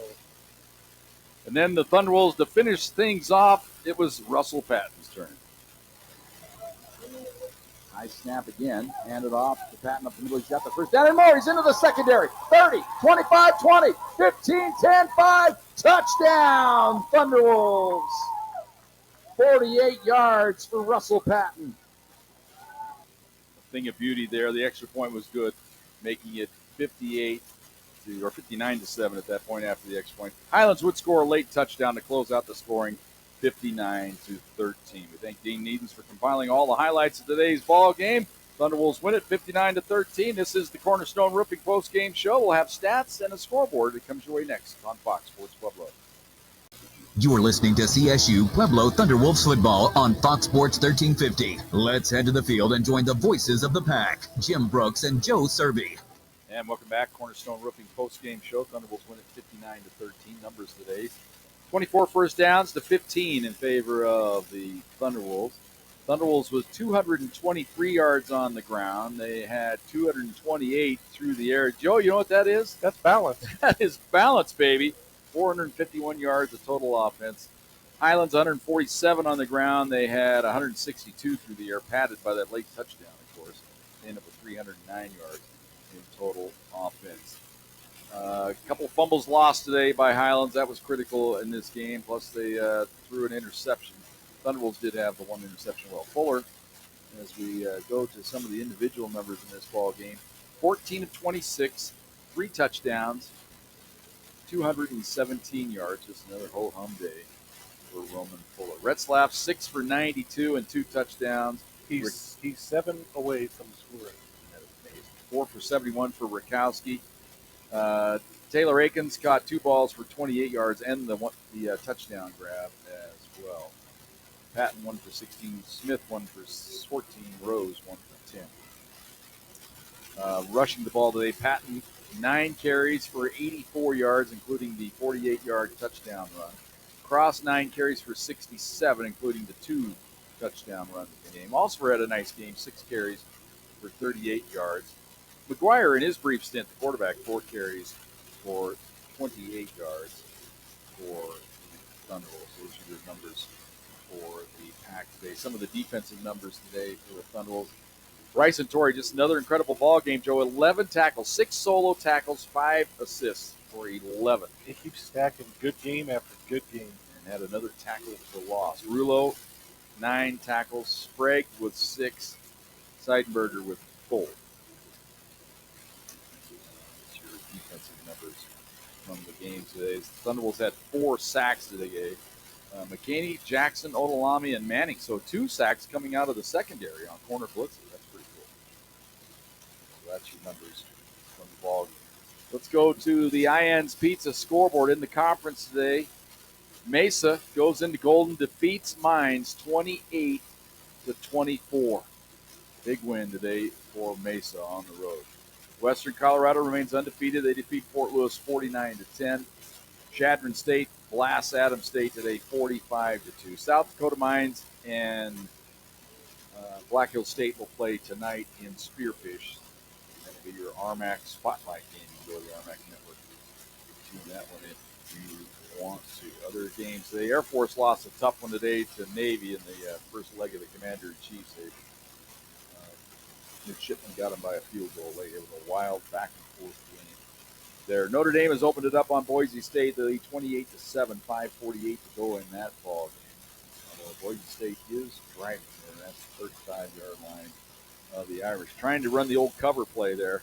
I got the Irish in 20.5, Joe. So all eyes on the spread. UCLA leads Penn State. This is almost ridiculous for Penn State. After losing that tough game last week, in UCLA today, UCLA winless 0-4. They lead 42-34. Penn State has just scored a touchdown with 4:11 to go, so they'll have to get a stop and get the ball back. Maybe they can get that thing tied up. We'll find out. Florida leads Texas 29-14. They're midway through the fourth quarter there. That would be an upset. Oklahoma over Kent State, big. Alabama holding on against Vanderbilt right now. It's 20-14, 10:28 to go in the fourth quarter. That game in Tuscaloosa today. Louisville now has gone behind Virginia. Actually, they pulled within 3. It's 24-21, Virginia with the lead. Earlier today, Illinois defeated Purdue 43-7. Cincinnati, a big win over Iowa State 38-30. Georgia defeats Kentucky 35-14. Michigan over Wisconsin 24-10. Miami and Florida State, the big game tonight. Or you could go Big Ten Network, Minnesota and Ohio State. Or Mississippi State, Texas A&M. I think that's the game to watch tonight. Mississippi State and A&M. That should be a good one in the Southeastern Conference. Baseball scores right now. One final. The Brewers wins 9-3. Blue Jays have opened it up. They've scored 4 in the bottom of the 7th. They now lead the Yankees 6-1. Dodgers and Phillies will be getting going any minute now, and the Mariners and Tigers later on this season. Baseball playoffs move into the divisional round. Joe, your final thoughts for today's ball game? Again, I like how Csu Pueblo approached this game. Did not take anything for granted. New Mexico Highlands is a good football team who's going to give teams fits. They just are, especially if they get healthy. They don't have a lot of depth, but if they get healthy, they're going to give teams fits. And Csu Pueblo played with a purpose, and they did their job and said, we got to go down there and set the tone, and they did. Set the tone, they did indeed. All right. Next week, we'll be at Thunder Zone Pizza and Tap House on Wednesday night. Pack football show. Phil Vigil will be there, plus he'll bring a couple of guests. I have an idea that I think the kicker might be there. He might, Talk about that 60-yard field goal. And we'll see who else he decides to bring to the show on Wednesday night. But we look forward to that. Join 6 o'clock, Thunder Zone Pizza and Tap House. $10 hamburgers. Come out and enjoy that. They'll have the baseball playoff games going on as well. You can listen to the show. You just have an all-around good time with the gang at Thunder Zone Pizza and Tap House. Our next action of Thunderwolves football is next Saturday. It's homecoming for the Thunderwolves as well as Hall of Fame weekend. 2 o'clock kickoff, 1:30 pregame. Fort Lewis is the opponent for the Thunderwolves on homecoming. Hope you can join us for that one. Special people to thank here today: Ben Greenberg, Sports Information Director at CSU Pueblo. Thank you for all his hard work. Paul Plinsky, Athletic Director. I've got the interview with Paul. We'll get that posted sometime later this evening. If you missed that from earlier today, Paul, for all of his support, all his hard work for CSU Pueblo.